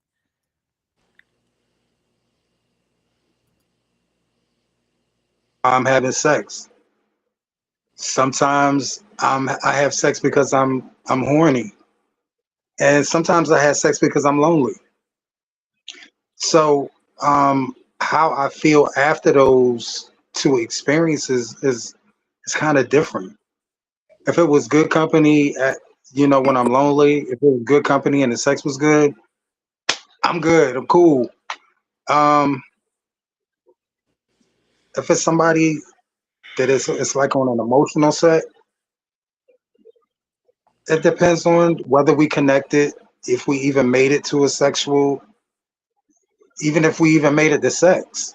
You know what I'm saying? Because just because I'm sexually attracted to you and we get in a position to have sex, that don't mean if everything don't click and we don't feel like a team, I, I'm mature enough to pass. So did that answer your question? Yes. Do you I got another one. Do you throw holy water on yourself afterwards because you think you're going to hell? When when I was okay, the answer that I got to say this: when I first moved to Philly, I was green from the country, from the Eastern Shore of Maryland, and before I moved to the city, I didn't have sex unless I had sex in a relationship. So for the first year and 3 months that I was in Philly, I didn't have sex. And then one morning I woke up and I was like, why am I laying here with blue balls when it's a whole city of men out here? And that's when I started having casual sex. I just felt Okay. like I deserved to have sex. I'm, I'm young, I'm in my early 20s, and but before I moved to the city, I only had sex if I was in a relationship. Okay. Thank you, Tim. I'm gonna put Kalani in the hot seat because Kalani looked like she got a lot to say. No, I'll just be listening for real. Um, I'm gonna answer this in two parts. When I before my transition, I hated sex, and it had nothing to do with the other person. It just was. I felt like it was just so overrated because it was just not enjoyable. If you are a, I think any bottom would understand what I'm talking about. Um, it was painful. It wasn't the best. So it was more so emotional that I would go with before. Now after transition, after that good surgery, sex is wonderful. It's great. I had a blast. So that's my answer. I'm gonna put I'm I'm gonna having a put blast. I'm gonna put Andre say in the hot seat. Kalani, I just want you to know that you just had a whole revelation. Ain't Because God good? the smile said it all. Girl, you turned it to brainstorm on me. You just this must be heaven. Um, um, I mean, if I'm attracted to the person, okay. So here's my personal belief: I don't have sex with people that I'm not dating, like that I'm not in a serious relationship with. Um, and so for me, it has to be a connection, um, intimately. But if I'm attracted to the person, which I'm going to be attracted to you if I'm dating you, then sex is great. Like sex is what it just fulfills that desire. Um, am I saying that you some people you might be physically attracted to that you're not sexually compatible with? I'm not saying that at all. I've had some bad days, but you know for the most part, yeah, sex is wonderful. Like ain't too much I ever said. Oh, why did I do this? Um, you know, they waiting on you, Okay. Zay. Zay. I didn't know I was answering the question. I don't know because I can be on both sides of the fence. Like the older I get, I feel like yeah, it should just be like with that one person, so it's gonna always be good. But on the other hand, my brain has a part where it'd be like not so much random hookups, but not your partner or a partner, period. Just like having to hook up with someone could also be interesting and fun because it's just for the moment. But those just for the moment ones could just be everything. Okay. Next up on the hot seat, I think I'm gonna put Stan. Thank y'all. Do the All question one right. more time. All right, Stan. So after you have sex, how do you feel? Do you feel happy, disgusted, or ashamed? You're having sex with somebody you are attracted to. Okay, that depends. Um, it depends on the situation. Um, I know there's times I mean, there's think one time, like I think I mentioned this before, that I had sex with uh, somebody, and that you you you know we was at a hotel leaving the club, and they had to get home, and then she had to take the makeup and everything off to go home, and that was something that you start looking at like, oh, this is the person I was here with. Now they can't go home dressed like this. So now they got to take the hair, the makeup, and all that. And so now you with a whole different person. That got me. And then it's like they had less hair than I did, and they had bald spot here and there. It's just like, God damn, But it like I said, it depends on the situations you're in. It's like I can have sex with someone and there's no regrets. Then there's some, like I said, that situation. But yeah, I really don't know how to answer that, because you can have sex and enjoy it and with one person, and then you have a nightmare with somebody else. But all in all, I don't have regrets. Okay. Thank you, Stan. I'm gonna put Vonda in the hot seat. Lord have mercy. I love me some Stan. I don't mean Me no harm. too. Because you know why I love Stan? Because I'm right there with him. I go back to my younger days. Everything that looked good can't, what good. You're attracted to him. No, come on, come on with me. And it just be the worst, you know what I'm saying? But in my later years, and I'm in a relationship. There was a point in time where, I was just single, but I had, you know, Yeah. leave it there. Cause y'all know on this panel know what I'm talking about. But now in my later years, it's like to Peru and back. You feel me? I'm not trying to throw no holy water. I'm not trying to ever leave that feeling, to be honest. But Yeah. it's amazing. I'm in a relationship. It's woo amazing. I'm gonna leave it right there. I got keep my words right. But in my Go younger ahead, years, Peach. I feel what Stan's talking about. But they didn't have to transform. It's just it wasn't that in the bedroom. I'm like, this is in my 20s. I'm like, yo, man, don't you was up here dancing and doing you know Right. doing the thing on the dance floor. What's going on now? You got to go. You guys ever seen that movie Boomerang? Yes. So Oh, they pull instead the of me covers looking up. at, like, Eddie Murphy was looking at the feet, when she would pull the wig off, I was just praying she had hair under there. Like, oh, please have a little hair. And then, so it was like those kind of things. And when the transformation, and I tell guys that all the time, like, hey, be prepared when you date somebody in the club. Don't wake up and then be ready to fight somebody. Because once they take it off, and when she took everything off, it was like it's like she just did, it's like the Wolfman movie, just the transformation. And it was like, the sex was so great. And then when she took everything off, it was a whole different person. It's like, oh, God damn. And I just sat there in the hotel like, well, you go ahead. I'm going to sit here for a minute. You know, but I got over those kind of things. But yeah.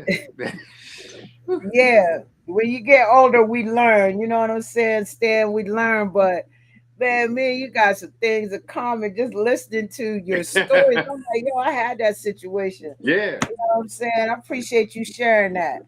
Yeah. Thank you. That's it for me. I answer your question. Yes, and oh my God. Oh my God. Oh, you know Well, what? You I'll see never you know guys what you're in gonna Delaware. I'll get. be there. So You never know what you're gonna get with this panel. So And, to oh, answer, I'm gonna answer the question myself.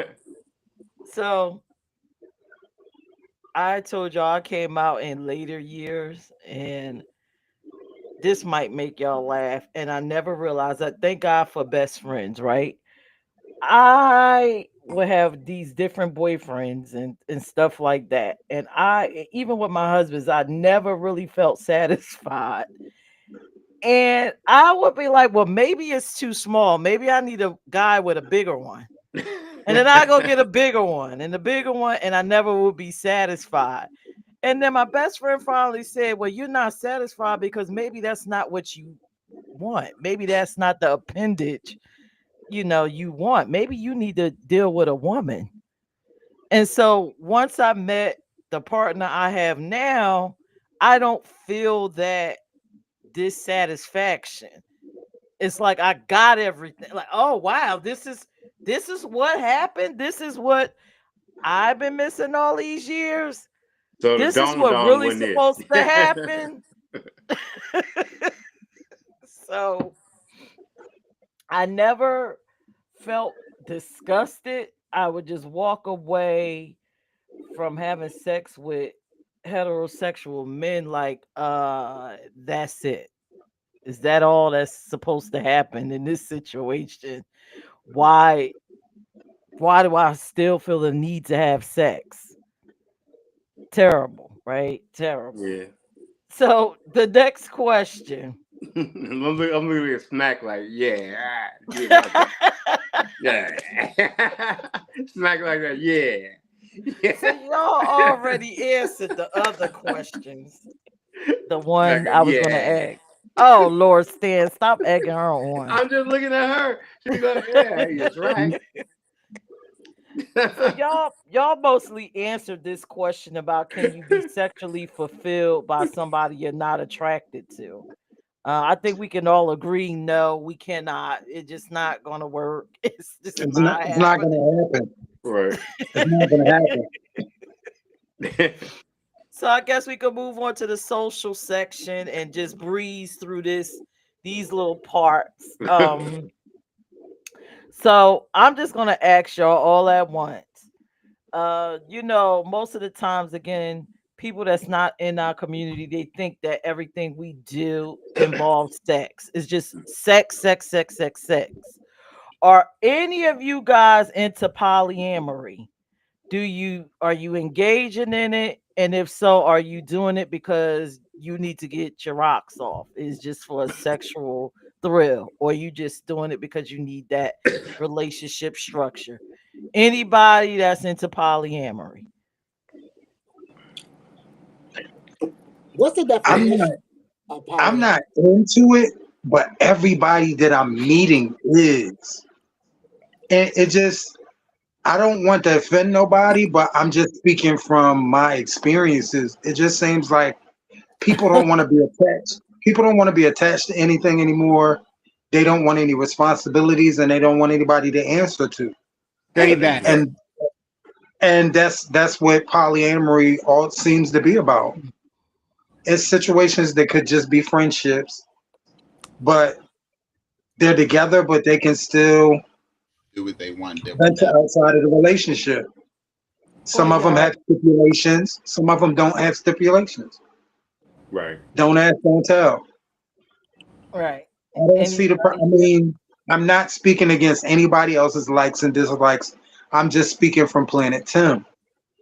I don't see the purpose of committing to someone to do that. You can be Exactly. friends. You can be roommates and do that stuff. Stuff. Stuff. Some You people know. And You about to say the I'm not shit. closed-minded. What anybody else does in their situation is their business. I'm just speaking from Planet Tim. Because sometimes when you speak from a place that people don't live at, they automatically assume that you're coming for their home, their Right. household, how they live. And it's not like that. I'm just telling you, me personally. I don't understand why they're even in relationships.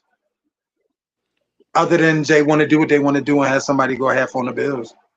Right. Oh my God.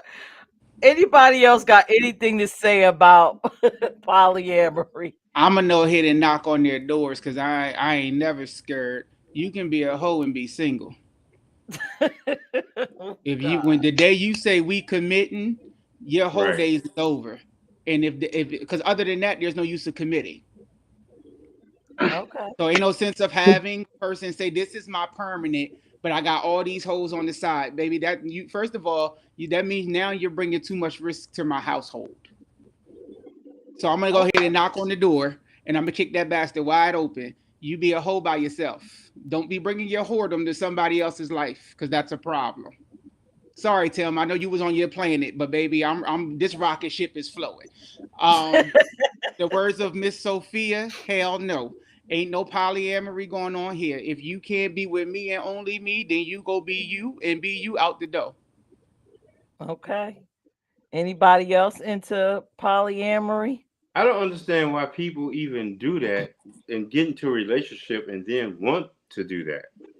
I mean, why would you be in a relationship with somebody and then want to do, then be with other people? I never understood that. If you're going to be with me, you're going to be with me. And then if we start bringing other parties involved and we do openly like this, I don't understand it unless somebody's benefiting. And like you were saying, unless you're just there because you're getting, living rent free, So I never understood that. I don't. And I never even, whenever I was approached about, hey, let's bring another party in this, that was the end of that. I can't do it. Can I say something real quick? Hmm. Yep. We are not an environment that is against polyamory or polyamorous relationships. We all just are having opinions that happen to coincide. Again, this is not an environment that is against It's our polyamorous opinion people of or us. It's polyamory. our opinion. I'm Yes. just reiterating for people who may be watching for the first time. Go Yeah. ahead. Go ahead. Finish I'm what you were saying. No, I'm just saying it's what your life, whatever your lifestyle is. It just, that just happened. It's just not mine. But I don't never knock what people do. Whatever they do with their relationships, that's on them. And that's what they do. I don't live my life based on what you do or she do or how y'all live. Hey, more power to you. You know. Um, hey, it's Smack, y'all. Yo, thank you, Luke, for tuning in from the UK. What's up, my brother? Um, you know, for me, that is not something that I'm into. Have I have I ever tried it? Sure, I have. It's just not for me. I don't like sharing. I catch an attitude quick. You know what I mean? Ended the relationship. To be honest, I went out. I tried it for the relationship, and that relationship ended. Because what's the point of us being together when you could come to me and tell me what it is that you may have wanted from another female that I could have just done it? You feel what I'm saying? So that made me feel, and that was in my early years. I'm glad I learned a lot in my early years. And yeah, I mean, I don't, and I'm not against anyone who does. I know people who are in those types of relationships. I don't ask questions because I don't. I'm educated about it, but I don't ask questions. Right. Me, who I'm with is who I'm with, and they are my everything. They give me everything that I need to get from one person. I don't need to have somebody else, and that's it. Nope. I agree. Kalani, do you have an opinion on it? Nope. All right. So I'll give mine. In my small Jay has LGBTY. I don't something to have Oh, say. anything. Zay does? Oh, you've Okay. been sitting. Go. I don't have anything. All right, go ahead. I have something to say. in my small LGBTQ plus life, which is probably 10 years, I actually was in a polyamorous relationship. I was in it with a male and a female. I thought the structure was great. It worked for that moment in my life. I had the opportunity to have the benefits of dealing with a male, in which I explained that experience to you, and dealing with a female. And I think that's probably what pushed me over the LGBTQ plus cliff, because I got to experience both at the same time and realize that I liked one more than the other. And I'm like, okay, I would probably want your wife, but I think I need to exit before something happens. Yeah. So, but I mean, I'm not against anyone that loves that structure. I see the benefits of it. We did everything together. I always had assistance with things. Um, both parties met the need, some type of need that I had. I could talk to both parties if I needed a male perspective, female, it was great. But would I do it now? No, because I don't have the energy and the stamina for that. And it can become draining trying to satisfy two people. Mm. So that's my take. But if that's what you do, by all means have fun. But I asked the question because I wanted people to understand that being LGBT is more than just sex. Yeah. Being trans attracted is more than just sex. Yes, Absolutely. let them know. So let's go on to the next Zay, question. Zay, Zay didn't want to answer it. Zay said, oh, forget about it. Mm. Zay said, I don't want to answer that. I All think right. great answer for the both of them. You crazy. So the next one is going to be a little touchy. Um, and for those of us that grew up in the 80s, I know you'll probably understand it more than anyone else that's probably born in the 2000 region or whatever. So there is a long history of stigma linking LGBTQ plus and the trans attracted community to sexually transmitted infections, especially the one in the 80s, the AIDS epidemic. We know what it was like to grow up then. I knew what it was like. It was terrible during that time. And it was due to, people thought it was due to suggested being promiscuous. If you don't mind sharing, do you normally engage in, because they think we engage in a lot of unprotected sex socially. They also, because the movies, think we attend bathhouses, orgies, and just, on the weekends we can't wait to get off so we could get to this sex venue to just have all this wild sex unprotected. Is that you? Is that what you do on the weekend?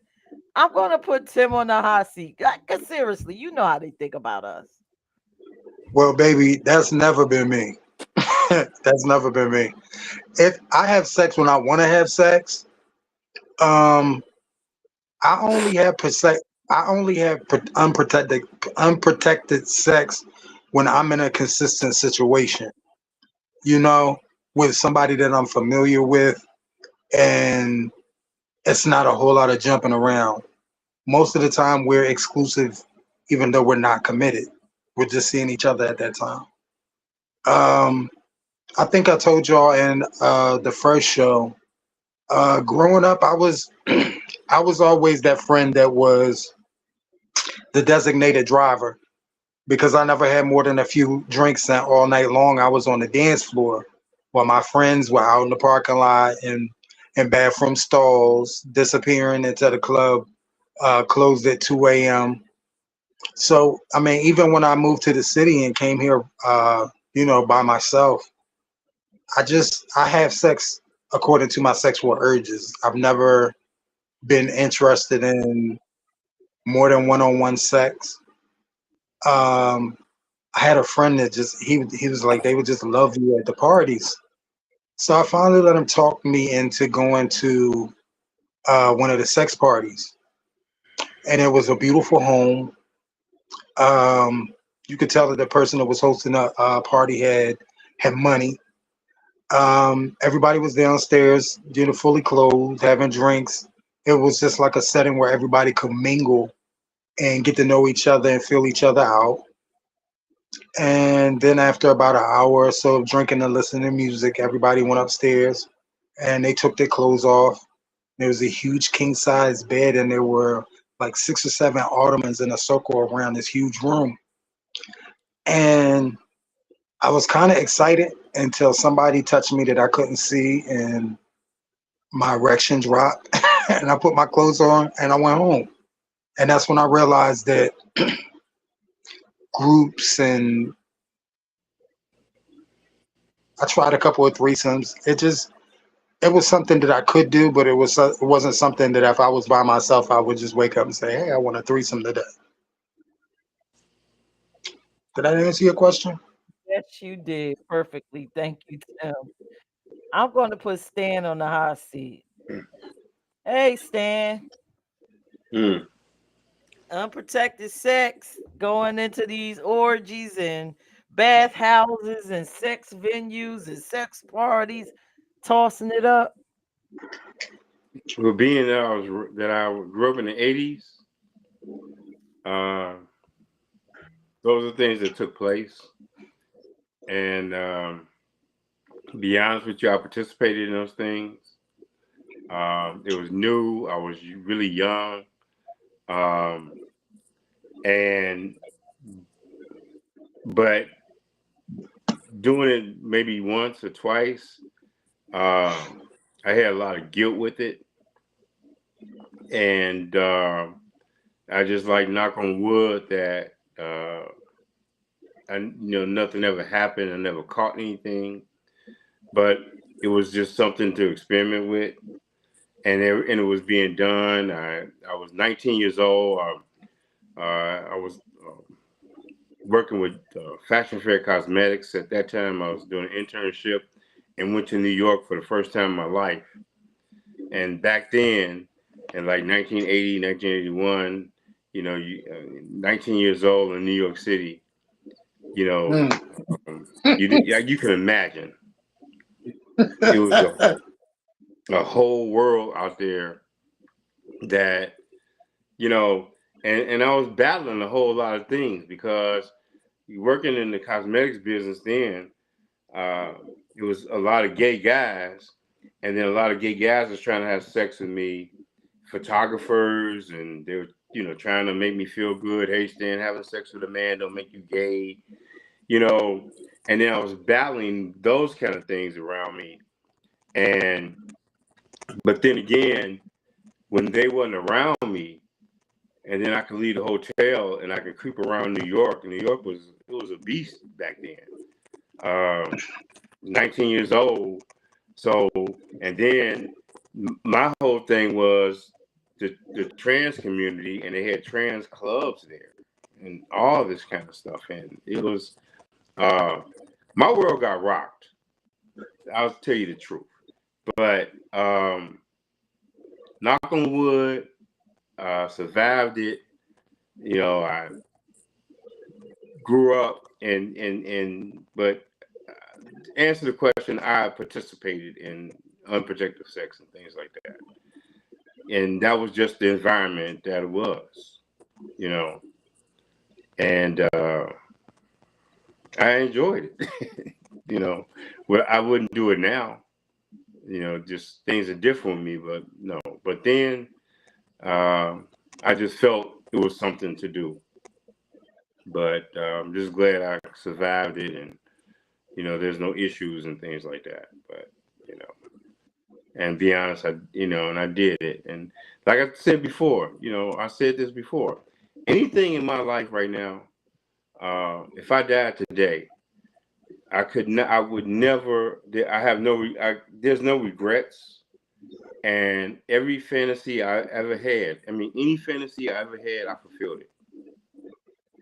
Because anything fantasized about, I pursued it and I did it. So if I died today, I wouldn't say, well, what if, or I wish I'd done that, I wish I tried that. I did it. And that's why I think I'm really complete as I am right now, you know. So, but, and I lived through it. So, Thank you, Stan. Yeah, you made it. you you definitely made it because the 80s, woo, that was oh, a yeah. time. And that was during the whole fashion industry, the Willie wear, and the, all the Andy Warhol stuff. I was around all that. And man, and New York wasn't what it was. So, So I'm gonna put Andre and Zay in the hot seat.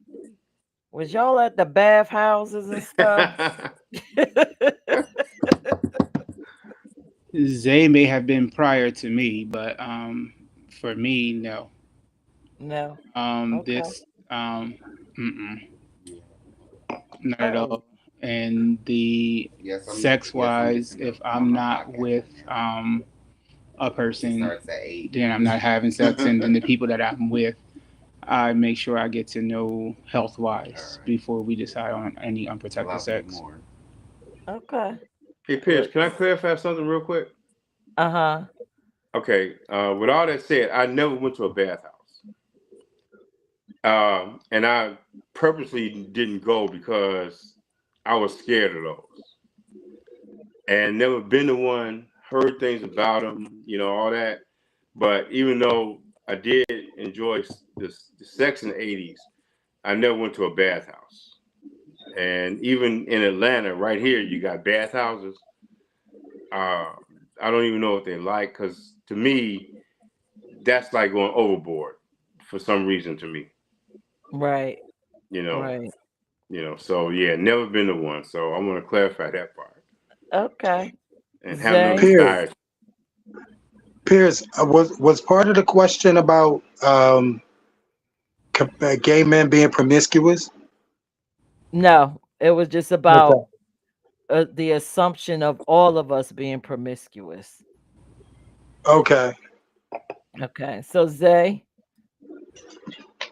Uh, so you've been out there having unprotected sex, orgies at sex prior venues and prior to stuff? my relationship that I'm in now, I consider myself like a free spirited person. I never really we talk about the health and the things that come along with being unprotected, but starting out early in like the regular scene, yeah, it was all protected. But then when it came to me crossing over to being with just like the men on men, I started getting into more and more different activities. So that made me start being unconscious of the fact of like, hey, wrap it up. So it'd be like I'll be having so much fun. So in the moment, it's like, hey, whether we have the protection or don't have the protection, this is what's going to happen without thinking of the repercussions that come into it. And then the more I got into the scene, it was like you want to slow down a little bit. You don't want to just be out there forever doing Right, this and the third. Right.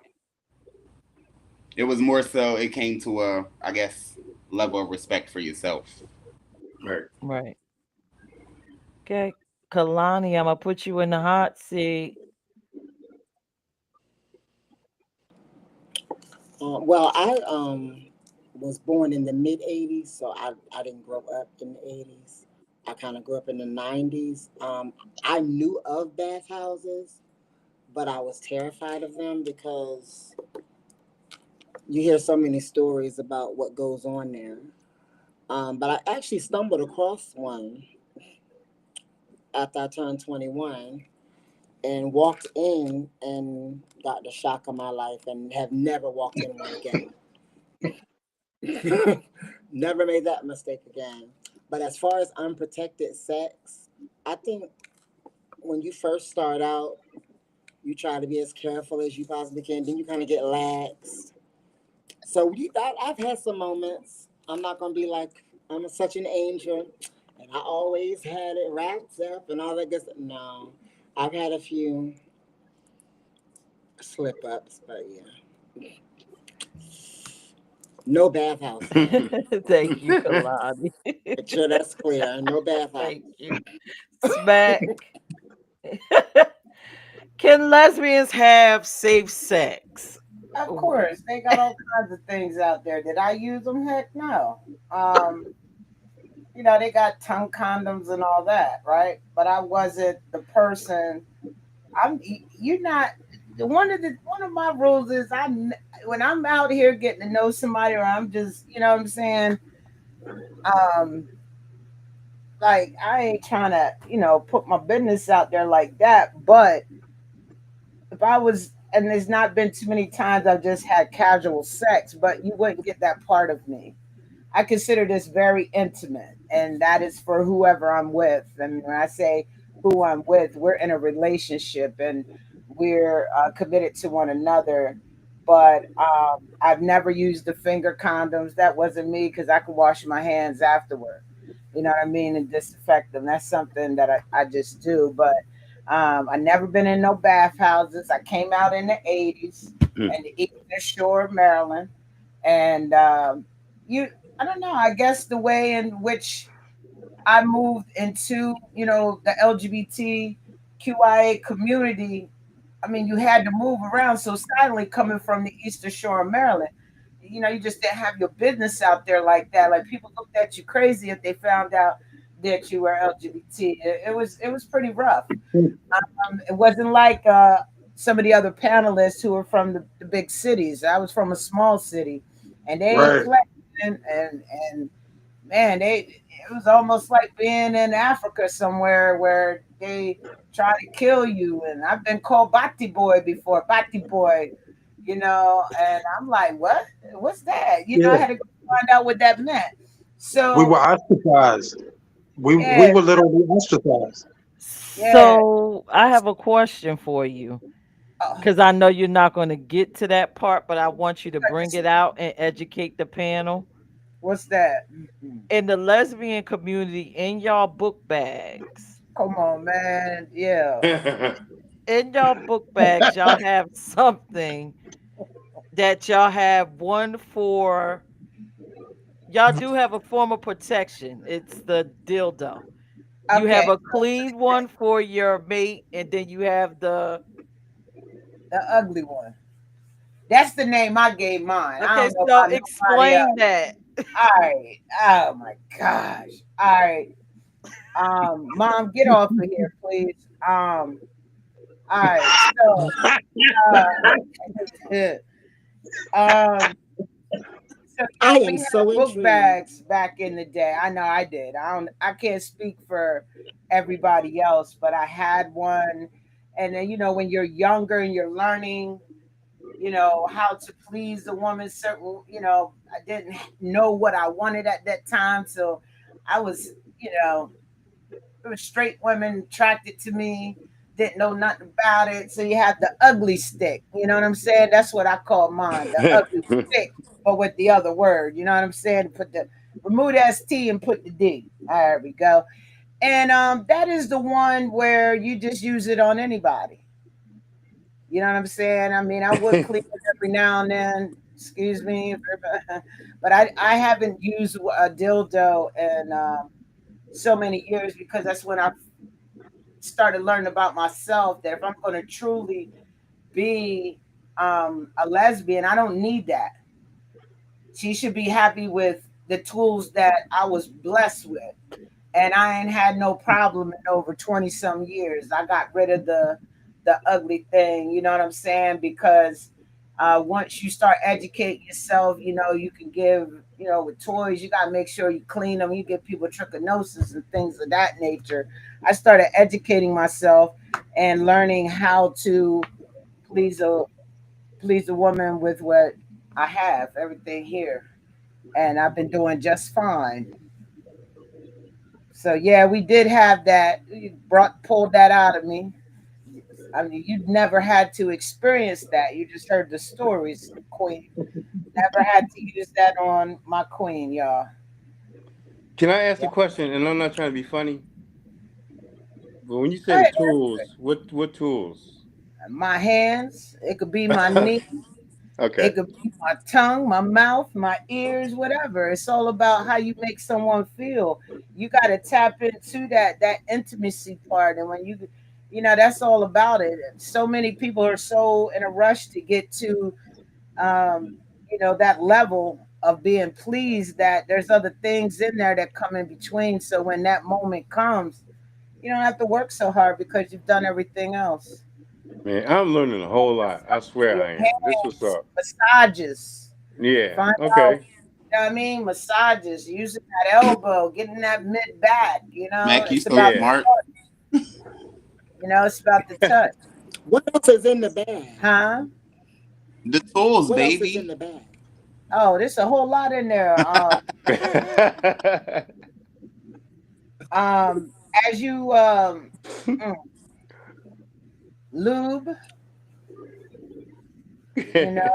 some people can't, you got to use some lube so they can, be able, and Yeah. then Hmm. also, um, Would you like some help? yeah, you anal beads, Oh. Oh, the what's that thing you bite on, gag ball, all kinds of packed with a whole bunch of stuff. Yeah, I'm I scared would. of Okay. you, Smack. I'm scared oh, of So you. you send had a you send had me a the fun list bag, is later what when we you get carry off. around. A fun bag. I ain't Yeah, calling send it me a the fun Party list bag. Pack It later. was 2000. a bag. All kinds of things in there. There was this one gel you blow on it and make it warm. You know what I'm saying? Had feathers. I had the paddle. You know what I'm saying? I don't have any of that stuff Yeah, today. just give me an itemized list. Give me an All right, I'll itemized get you list an when we get off this itemized here. list. All right. There's a bunch. If you want to throw something in there, Pete, you can, but that's what it was. I don't have that bag to this day. Yes, I used to be one of those young lesbians in my teenage up into my 20s that would walk around with it on. I was going through deciding if I wanted, I'm trying to find myself. You know what I'm Right. saying? And that was something me and my homies, my other, you know, male-centered friends would do. You know what I mean? And I would always be catching a ride to the city or going somewhere doing something in the city. And the first place I had stopped to it was this toy store because I wanted to get different things. And some people I used to have a collection and I used to have glass dildos, all kinds of stuff where you could put them get them cold. You put them in the freezer, let them get cold. There's all kinds of stuff. I know a lot about toys, but I Damn. just don't do that stuff no more. I don't have to. I'm able to please a woman without toys. Yeah, that's Thank you, what's Smack. up. All right, y'all. So I'm gonna ask my last question, then we all gonna ask each other questions or whatever. You seem like But you're a fan right now, Peach. You all right? this is just You y'all stopped bug me out. answering questions. Why? Who? No, I've answered questions. I got a No. feeling a book bag's getting pulled out tonight. The way Pete's sweating over there, yeah, that book bag coming out tonight. Oh God. There's So no book bag no more, baby. It's the there prize ain't no book possession right bags. there. You did forget one thing, and then I'm gonna give the last question. You forgot this. Oh. Oh yeah, I did have that. I bought that. I saved up for that. Yeah, the fist. Yeah, yeah. Ever since I first went into an adult store and I got educated on the suction fist. Back then in the what was that, the 90s, late 90s, early, that thing was expensive, okay? And I worked overtime and I went back and got that bad boy all the way to Philly. Oh yeah, fist. All Oh, right, so, get off the screen, please. All right. So with everything that we've said here tonight, all the questions, everything we discussed, right? Do you believe that trans attracted and LGBTQ plus relationships is just solely based on sex? Do you believe that? And everything that you discover or heard yourself say or heard somebody on the panel say, do you feel like broadening your dating pool, adding more people into it? Um, I'm gonna let Tim go first, and then once we get through the panel, we all gonna pop on the screen to answer and ask questions. Um, yes, today in today's climate, uh, it's based on sex and material things. It's based on really frivolous things. It's it's yeah. It's based on everything but the things that matter. Okay. After everything you heard here, or you cause well, your dating pool is open like mine, so or would you It's consider open at this. closing it? Have I considered closing it? It's been closed. It's been closed down for quite a few years. It's I have sex when I have an extreme need. Other than that, I take care of myself. I just what's available out here in the dating pool now is annoying. It's I don't find comfort in people out here now, and for me to have other attractions and still feel that way is it just shows you that the lack of the quality that I'm used to, the quality was around me that when I was growing up and when I was coming into the lifestyle, that quality of person, I'm not going to say man, I'm not going to say woman, I'm not going to say anything in between. That quality is not out here anymore. It's really hard to find now. Wow. Thank you, Tim. Kalani, you're in the hot seat. Do you think LGBTQ plus and trans attractive relationships are solely about sex? Not solely, but they play a part. I'm sorry, I'm trying to order this fist thing. Anyway, no, I don't think that they're solely dependent upon sex. Although we do have to be sexually engaged, so no. My answer would be no. Are you considering adding anybody to your dating pool now that you know you've heard everybody's perspectives and heard your own? I mean, I'm open to a few things. I mean, I'll try anything. Maybe once.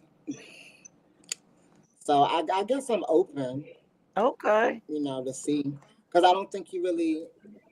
I wouldn't really say I'm not into it unless I've tried it. Okay. So I would have to try it So first. you're So yeah. gonna add some studs in with a fist, the one with the fist in the book bag. Well, we'll see.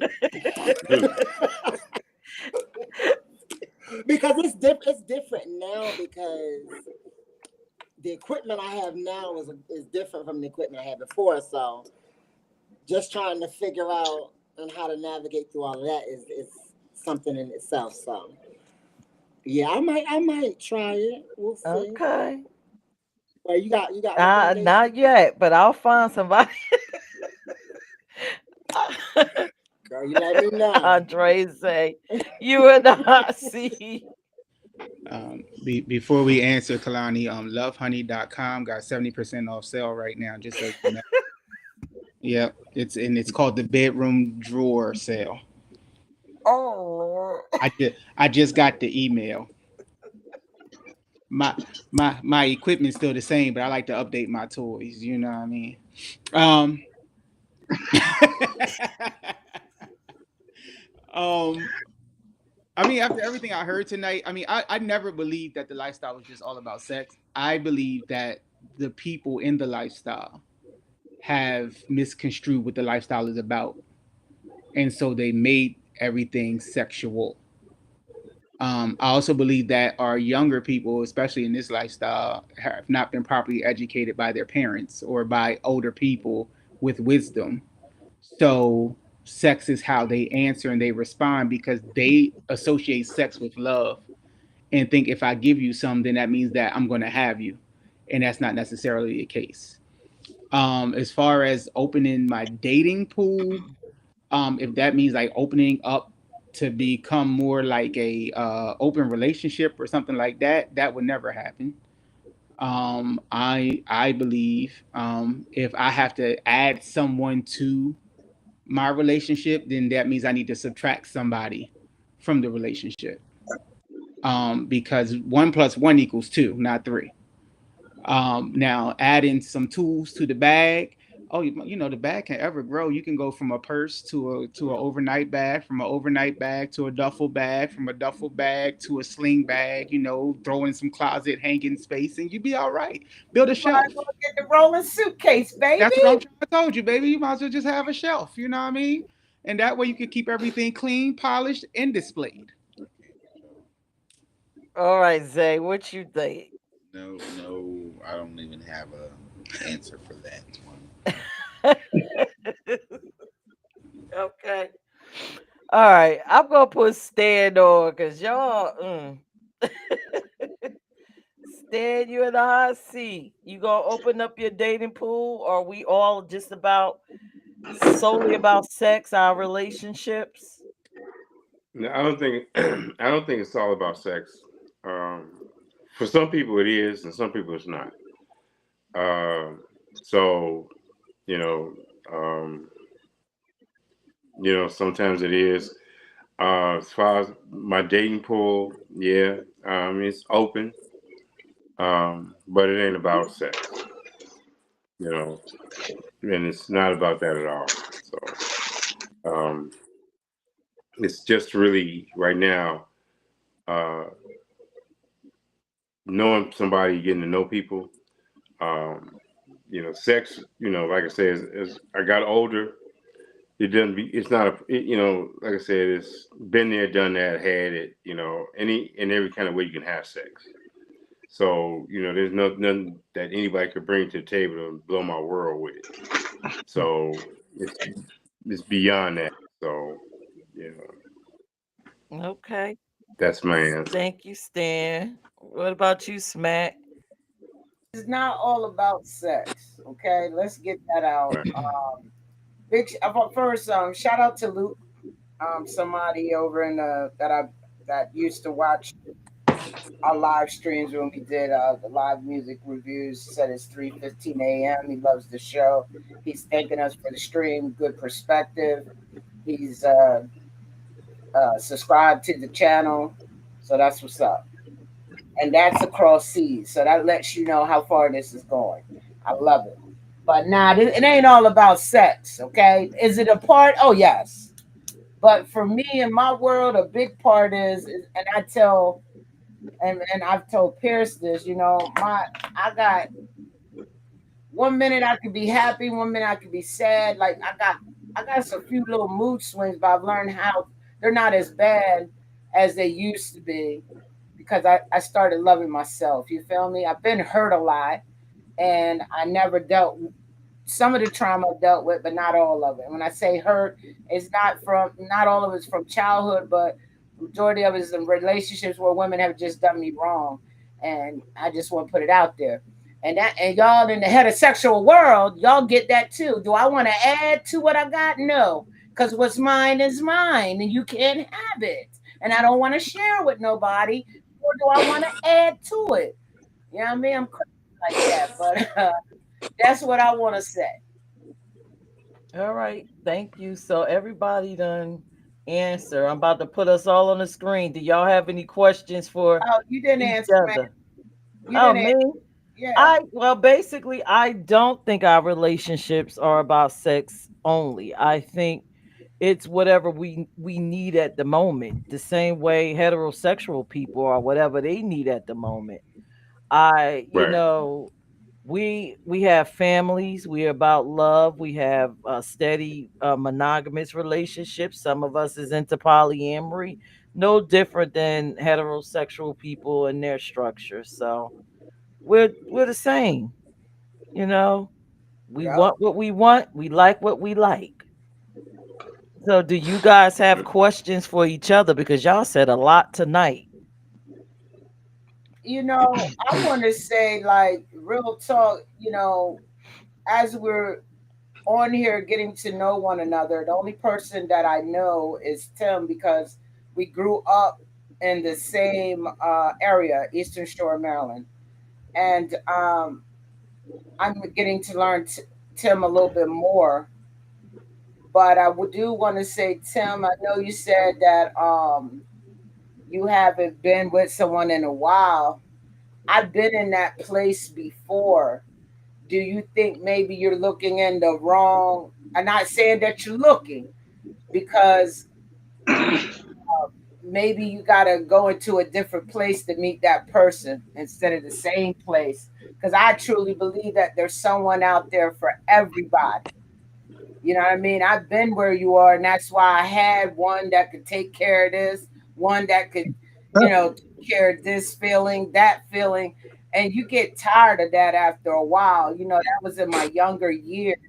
And so I just want to know, have you looked like tried something different that's really not Tim? You feel what I'm saying? Because that's what I did. Vonda, the last relationship that I was in was Darnell. When you were living in Dover. Mm-hmm. That's been 31 years. So it's like this.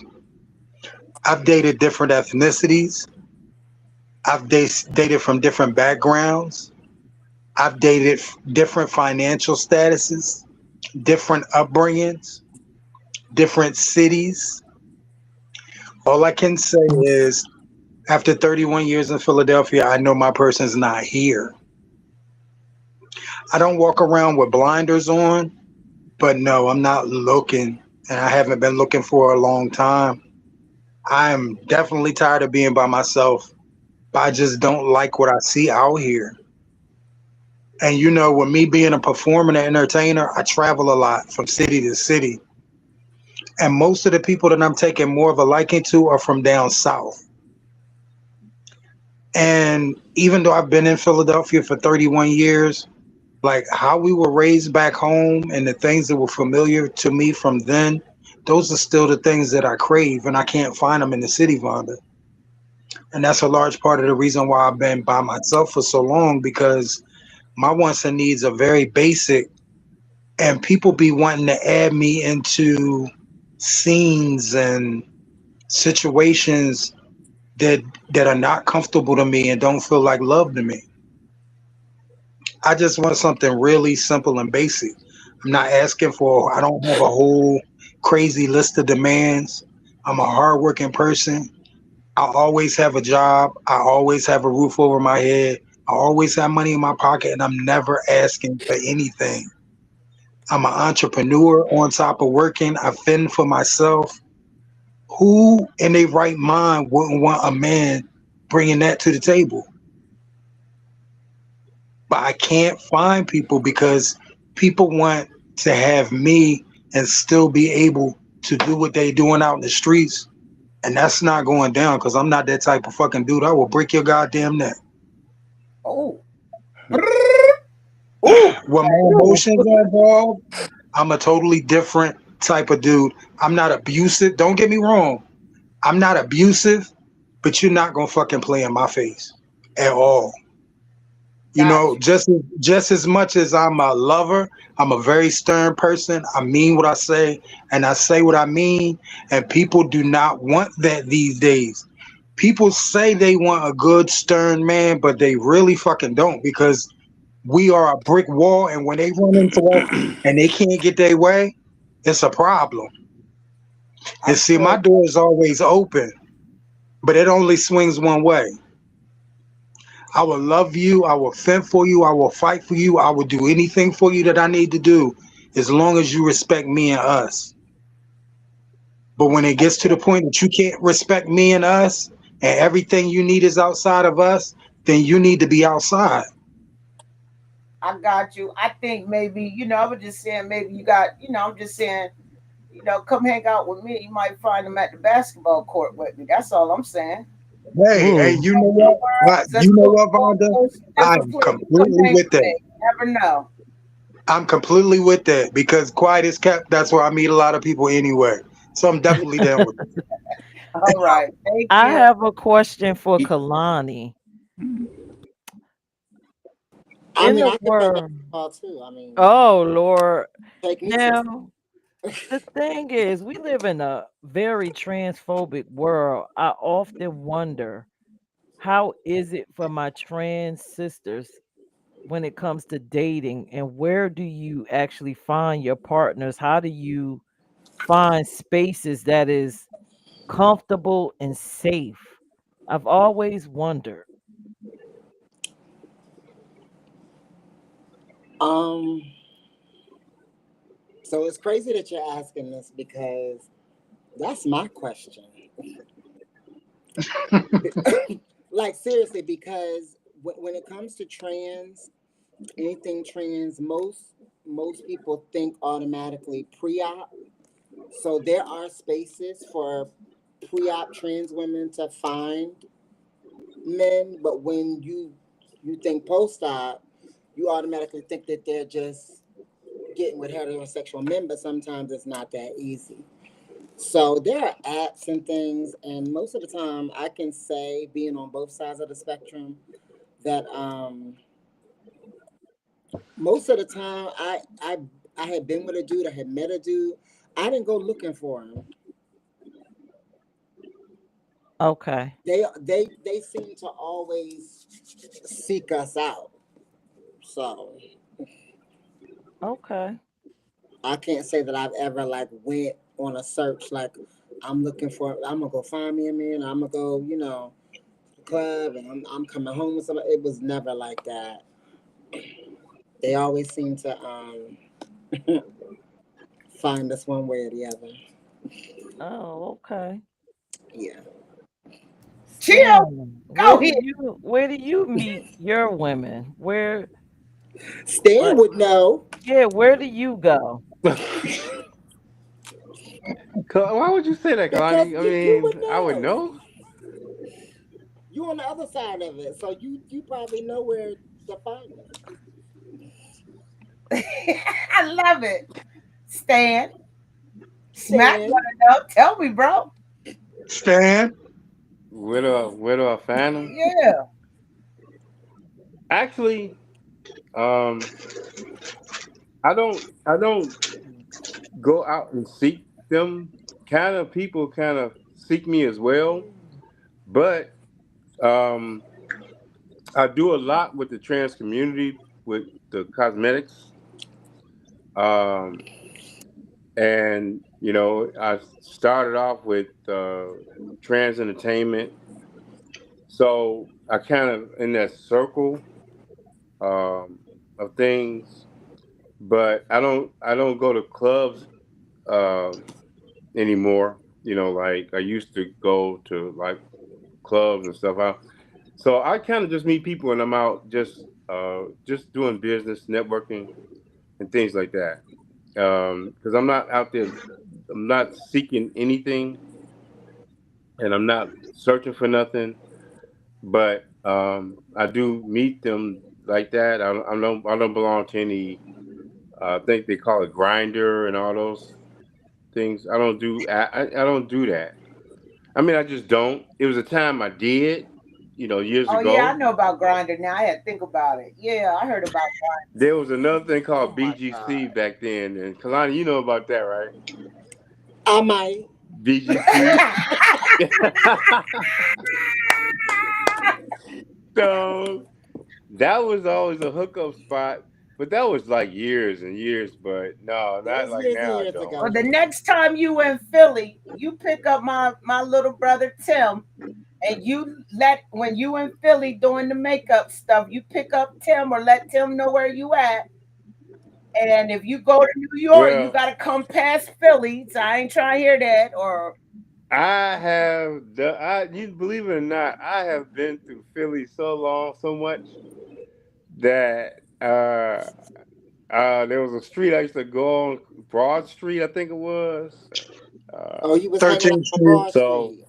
13th Street. Broad Street, uh, 13th Street, Tim and said. then I was, yeah. I mean, I got friends in Philly right now.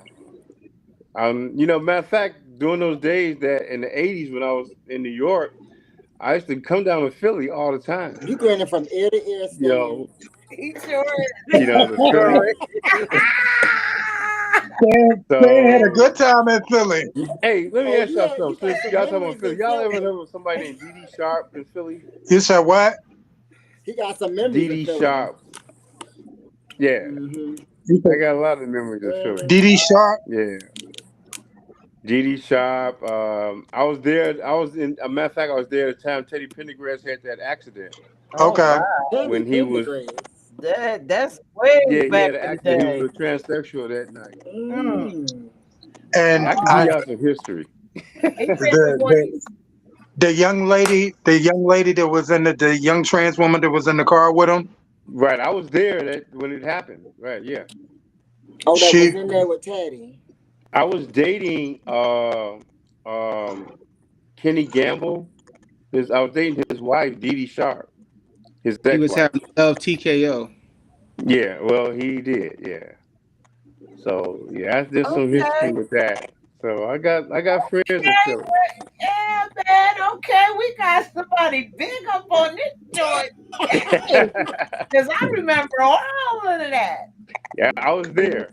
That One of my Oh, that family is members called and said, "Did you hilarious. hear about Teddy?" I was like, "Yo, oh Lord. Right That near is the air. It hilarious. was right near the airport when they had that. I was there because Dee right on Sharp, 94." Kenny Gamble had Philly International Records, and Yep. yep, and so I was dating Kenny Gamble's ex-wife, Dee Sharp, and I was 19. She was like 38, and when he crashed the car, because he was the only artist holding that label together. Oh.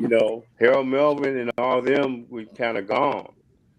And so Teddy was holding that label together. And when he crashed, I remember them going to a panic and all that. And yeah, and he was with the trans woman there. So yeah, but I got history with that. Yeah, I see you smiling hard. I love Still Yeah. that. grinning. Talk more on that. You know what? I have another question, and it's for Andre and Zay. I know Andre is a pastor. How does that do you have difficulties keeping the congregation um being that you are LGBTQ plus? And no, in my fellowship, as the chief apostle, I established a rule that what people do behind their closed doors is their business. And so in my fellowship, if you bash anybody, I sit you down. Okay. Pretty You much. know, Wow. God didn't call us to bash; He called us to draw. And you can only draw Well, with, you can't draw by bashing. I got a question. What if they a member of the congregation, but they doing everything but living by the word of God when they out in the streets, out in the open, where people can see them. Hmm. But they're a visible part of the congregation, meaning they're So, up on the they're behind the microphone every week. They're the mhm. face. So one thing about my leaders is we hold our leaders to a high accountability. Um, is and this is Delaware. Ain't nothing unseen. Yep. For Let's just sure. let's just make that point clear. Ain't nothing unseen. Ain't nothing unseen in the tri-states or Delmarva Peninsula. They know you. They know what you do. They know how you do, and the church is talking before the streets are. Right.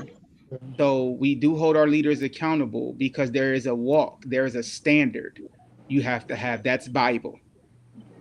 Be ye holy because I am holy. That wasn't a question. That was a command. Right. But we also teach the unadulterated word of God so that our leaders understand that what King James said was not what God said. And so we teach the Bible unadulterated and non-sugar coated, because if you can't swallow meat, there's no use of you preaching or leading a congregation. But as for the pastors who do things behind closed doors and then talk about people in the pulpit that they doing things behind closed doors with, I'll shut your whole church down. Because one thing for certain and three for sure, I ain't never been scared to demote and I ain't never been scared to defrock. I know that's right. Is it an So, open and affirming No, ministry? Our ministry is a ministry, is a Bible-based ministry. We don't have an affirming ministry. We have a ministry built on love because the Bible says, with loving kindness have I drawn thee. So Mm-hmm. if I don't love you, I can't be your brother or your sister, but I can't love you and talk about you behind your back. Got you. right. So Love. So, everybody is welcome to come to service, and That's everybody is all. welcome to join, and everybody is welcome to be a part of the growth of the ministry. We're a small congregation right now. I just reopened because I had to get my health together. So I just technically reopened last year. And Kalani knows at one point I said, excuse my language, to hell with ministry, You did. because I got tired. I got tired of folk.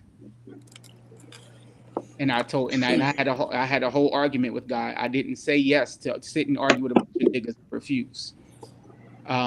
But I picked myself up. I got myself together, and then I got back into ministry. But this time I did it with a different mindset. Right. so Yep. I do have another question, and this is probably going to be funny because I watch timelines and I watch videos. Is Zay the first man? I don't believe in first women. Like I don't. Let me. I don't believe in first Oh ladies. God. Now I will say this: they respect him as my spouse, even though we're not married. When he walks into the house, he gets the same respect that my mother would get, as our shepherd mother. He gets the same respect that any of my family members would get. That's right, They Zay. will not. They will not cross that line. Okay. Because my leaders are taught and my members are taught to be respect and give respect to where respect is due.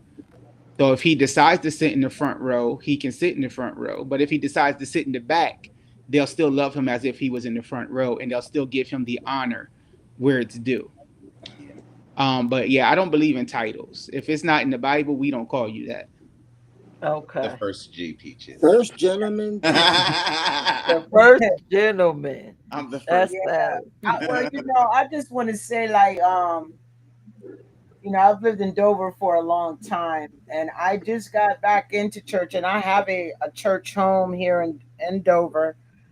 And I love the fact that they accept me. I love how they spread the word of God. I love how my bishop, the way she preaches. And I feel like the churches here in Dover that have hurt me, but always reaching for wanting me to do something for them. It's hard for me to do that when you don't accept me fully. You feel what I'm Right. saying? That's right. Right. So I ask a lot of questions when I meet, you know, faith leaders Leaders.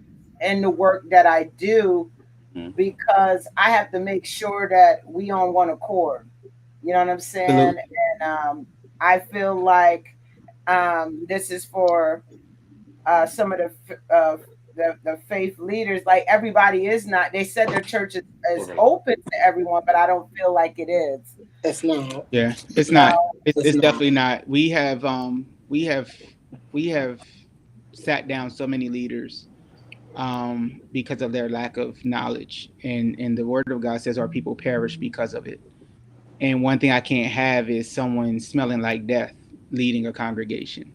Ain't that something? mm, mm, mm, mm. So I'm we're glad, very. I'm glad you shared that, Andre, because there are a lot of people in our community who are hurt from faith leaders by the words that they've said, and um, it's nice to know that you have that. And if you could send me your information, I would love to share that with some of my friends up in Newcastle. I got you. All right, I All appreciate right. So, anybody else have any more questions before we wrap it up? Because we almost in 3 hours, and we could it. I be here mean, forever. yeah, this is a good conversation, Peach. But I It's ask you good. what I gotta ask you. I'm on vacation all week, but I ask you what I gotta ask you after we get off of here. Oh Lord. Anybody else got any questions? Okay. Yeah. Any questions? Anybody? Stan the man. That's Yeah. it. I got a statement. Stan is the man, man. I feel like man, we relate Uh, on a whole lot He's of still things. grinning Who about ever figured Philly. that? Who would ever known? Like you just wouldn't think that, but we see things almost the same on some stuff. I love it. yeah. He is still grinning about Philly. Hmm. Oh yeah. Oh Lord. Life is good. Well, look, y'all. Do you know what? This is in black. We about to be the hottest panel discussion. Y'all gonna get to know us, and what's crazy is we're all in different cities.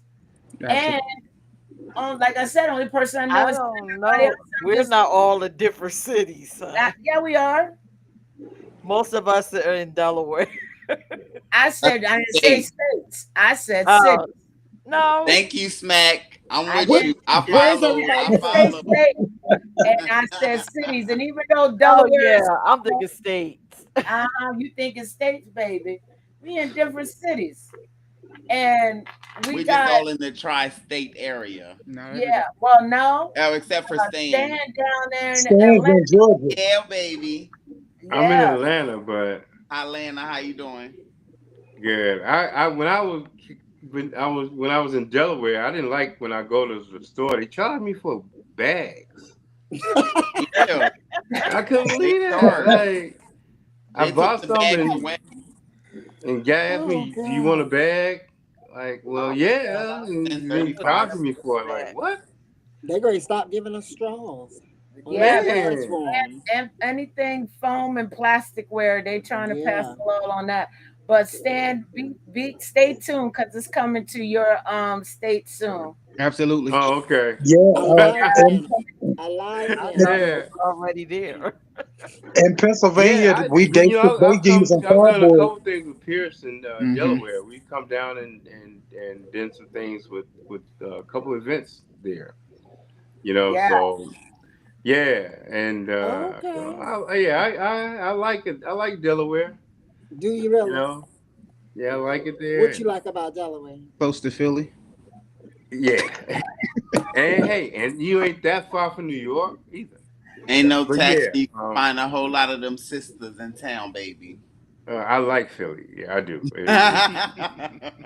You know, I got a couple of shade, good Kalani, friends in but you Philly. find the sisters definitely in town. That's what he like, baby. Hey, yes. I mean, And that's where they at. big yeah, up so still. that If that's what you into, I mean. All right now. I'm So loving it. She throwing the hair and everything. I'm I loving know it. If oh that's she's what just you swinging her Lord. into, hair like. if that's what you're And into. Stan, you I'm just saying, laughing. you ain't lying. You Hey, got the Kool-Aid smile. He that's my do weakness when dimples they and everything. when she do stuff like that. Oh Lord. Watch it. You better Oh watch Lord. Oh, We're it. gonna be Uh-oh. going the to an hair's on in the stick black there, wedding or baby. something. Kalani, she know the deal. You know, she know like swinging her hair like that. What I know, Stan. You gonna have Just that what she Kool-Aid just smile go, did. oh yeah. Look at that. Uh, I Happy I baby. see. I see. Stan get ready to make a trip to Delaware soon. Oh like very real goodness. good soon. panel. That is too Peach. funny. What we There you having a go, meet and greet? Kalani. Stop Gotta doing that. give you, yeah, I gotta Oh give my you your God. flowers, Peach. Very Uh, good podcast. This is a Yes. I very love it, decent Peach. You put stream something and wonderful student. together.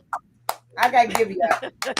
all right. You gotta Yo, give me applause that. to Give it to Peach, y'all. y'all. This is your idea. This is dope. We need this. So what did y'all think about the show tonight? It was That was Yeah, interesting. good. you had me thinking and I stuff. enjoyed Did it. you I did Yeah, y'all always enjoy learn the show. anything about each other? I Yeah. know yes. Yeah. y'all learned a lot about the book Yeah, bag I and the learned I business. learned a I learned lot. that some of y'all some freaks. Tim. Tim is the freak. And like I said, Tim and Tim and I Stan. grew up together. And so Tim is sharing some things that I didn't know about him. And you know how you close with somebody, you think you know everything about them. And I'm like, okay, right. okay. You know what? I learned tonight through Andre and Zay that gay men or bisexual men use toys. I never thought in my head that y'all would Mm. use them. I'm like, why? Y'all have a toy in y'all pants. Why are you using it? I never thought it. Well, I mean, different toys do different things. I mean, you got some that can like snatch your soul, and you got some that can make your soul Oh Lord. reappear. I Yeah. mean, it's all in what you trying to Oh, do. okay. Itemized list. Itemized list. I was never. I ain't gonna say I was never not into toys, but I'm not gonna say I was into toys. But in being where I'm at now in my life, sexually and non-sexually, I realized that those things can add a little bit extra spice, more so to on top of what they're already doing for you. Those are just like a little. That's like a snack to what's already being put there. Okay. That's Okay. all right. That's Nah. It's not just always about maybe. It's not always about you got the toy because they wasn't feeling something. They can do everything sexually to make you feel good. Okay. y'all gonna have smack. Into a Bring the whole different. bag back out. Oh Lord. Uh, You know what? During the questions, I noticed Kalani's eyes was like, I'm like, did she is she learning something about studs and lesbians and I that learned a she didn't lot. know? I learned a lot. Yeah. Yeah, I definitely I know got a lot next of back time to here. go to the bookstore, things that I need to pick up for company. I mean, Kalani, if you trying to, I got a female that like film females that's looking. She wants a stud. She likes masculine energy. So that person has to have that is. masculine. She You want to does know what's have. so She has funny? masculine energy. That's why she don't want a masculine chick. You know why that conversation was interesting to me, Peach? Why, Zay? Because I got two kids, right?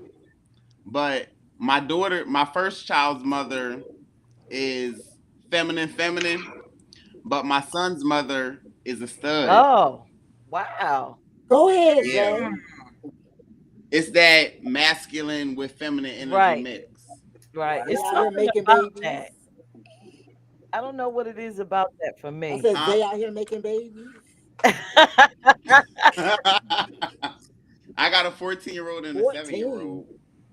You old, Oh, Zay. Yeah. okay. Now I'm still 25. Oh, In his head. no. Oh, you know what? Are you a Cancer, Zay?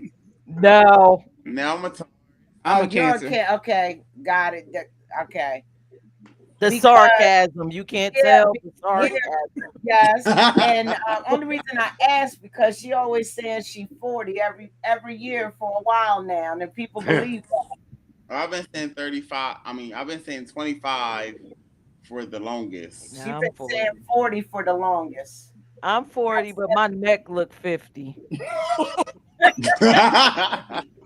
Yo, we don't even see that. Oh And God. I'm that Yo, she young. wild. Okay, any Leos on here? That's what I want to know. Am I the only Leo?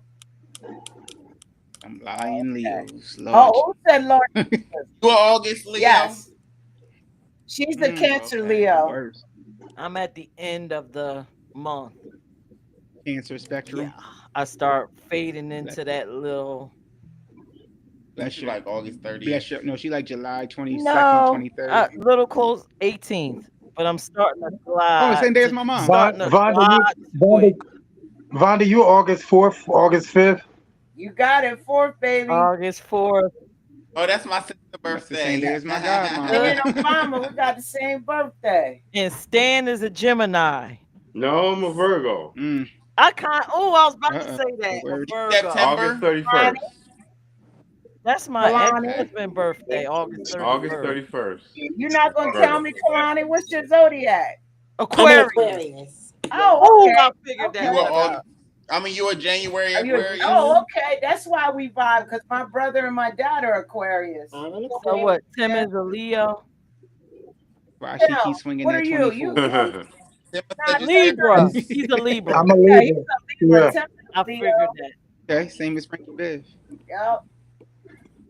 We got all types of Zodiac. zodiac Yeah. signs on here. When's Donna come back? I miss Donna. Donna will be back Me too.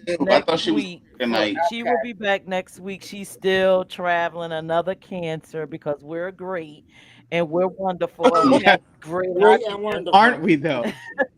We make the world That's you. shine. Yes, you do. I ain't wrong. Beach, how I ain't about wrong. when are we thinking about doing this? A open panel night. An open panel, we can.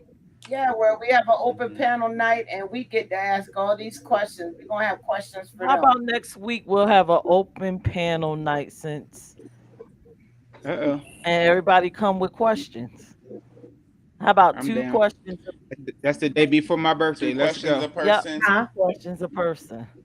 I Okay, have a two question questions about per person. Philly. Uh-huh. Kalani I'm got a ready. question about What Philly. is I'm the definitely ready. subject matter? Just random questions Random. or Whatever Random. your okay. top two questions are about the LGBTQ community that you've been curious about. Oh, Philly. okay. Okay. I like that. I'll do It's that. so much stuff I'm curious about all the time. But you can only come with two Honey. questions. Okay. Our Wow. community is so diverse. It's You so say much I Kalani want to Broad know. Street. Mhm. I got I want questions. Stan to elaborate on Philly. All right now. Like All this right, past well, we weekend, I got would have tried one to get minute. down there, but I didn't get the opportunity. But I definitely was gonna try to get down there. You We'll We know, have got another one brunch. It's minute. okay, Stan. Maybe we'll because have I a Okay. wanted brunch. to get. No, I actually wanted to get down to the brunch. I did too. Yeah. You know, I really wanted to get down to the I did brunch, too. but How Y'all I was miss it? it just was some conflicting. tea. It was How Yeah. was how was the brunch? Was it good? it was cool and it was a lot of tea Mm. and Oh. some stuff and some stuff. Oh. Dude, Mm. we recorded. Sound like we got to No, get off this to talk about Yeah, it. but we go as you know, when you are amazing. cancer, people just tell you random things to Random Right. say. things. Yes. Mhm. Brunch was amazing. It was a lot of tea being served. I love Yeah, it. a lot of You said that political very things. British there, Smack. Yes, Sound like it's a little shade going with It that was a tea. lot of yes, tea but I being was not served. there. I was not there. It was my family barbecue, but the tea was being shared. Served. It It was being was. served. All right. I want to be the server next time. Well, it's 11 o'clock, y'all, and we gotta Oh, Is wrap wow. this it? up. Oh, Yes. Oh wow, I didn't even know. y'all did it tonight. Yeah. So let me wrap this up. So that was in black. As usual, everything is fabulous. We talk about everything in black. We talked about sex, a taboo topic, right? Oh my God. So we hope y'all learned something tonight. Please leave comments, like, and share in black. Join us next Tuesday at 8 p.m. And for our open panel, right? Two questions per person. All Oh my right. God, y'all. Y'all don't want to miss it. Y'all have a good night. Love all y'all. Thank y'all for joining us. All right, Bye. y'all. Peace out. good night.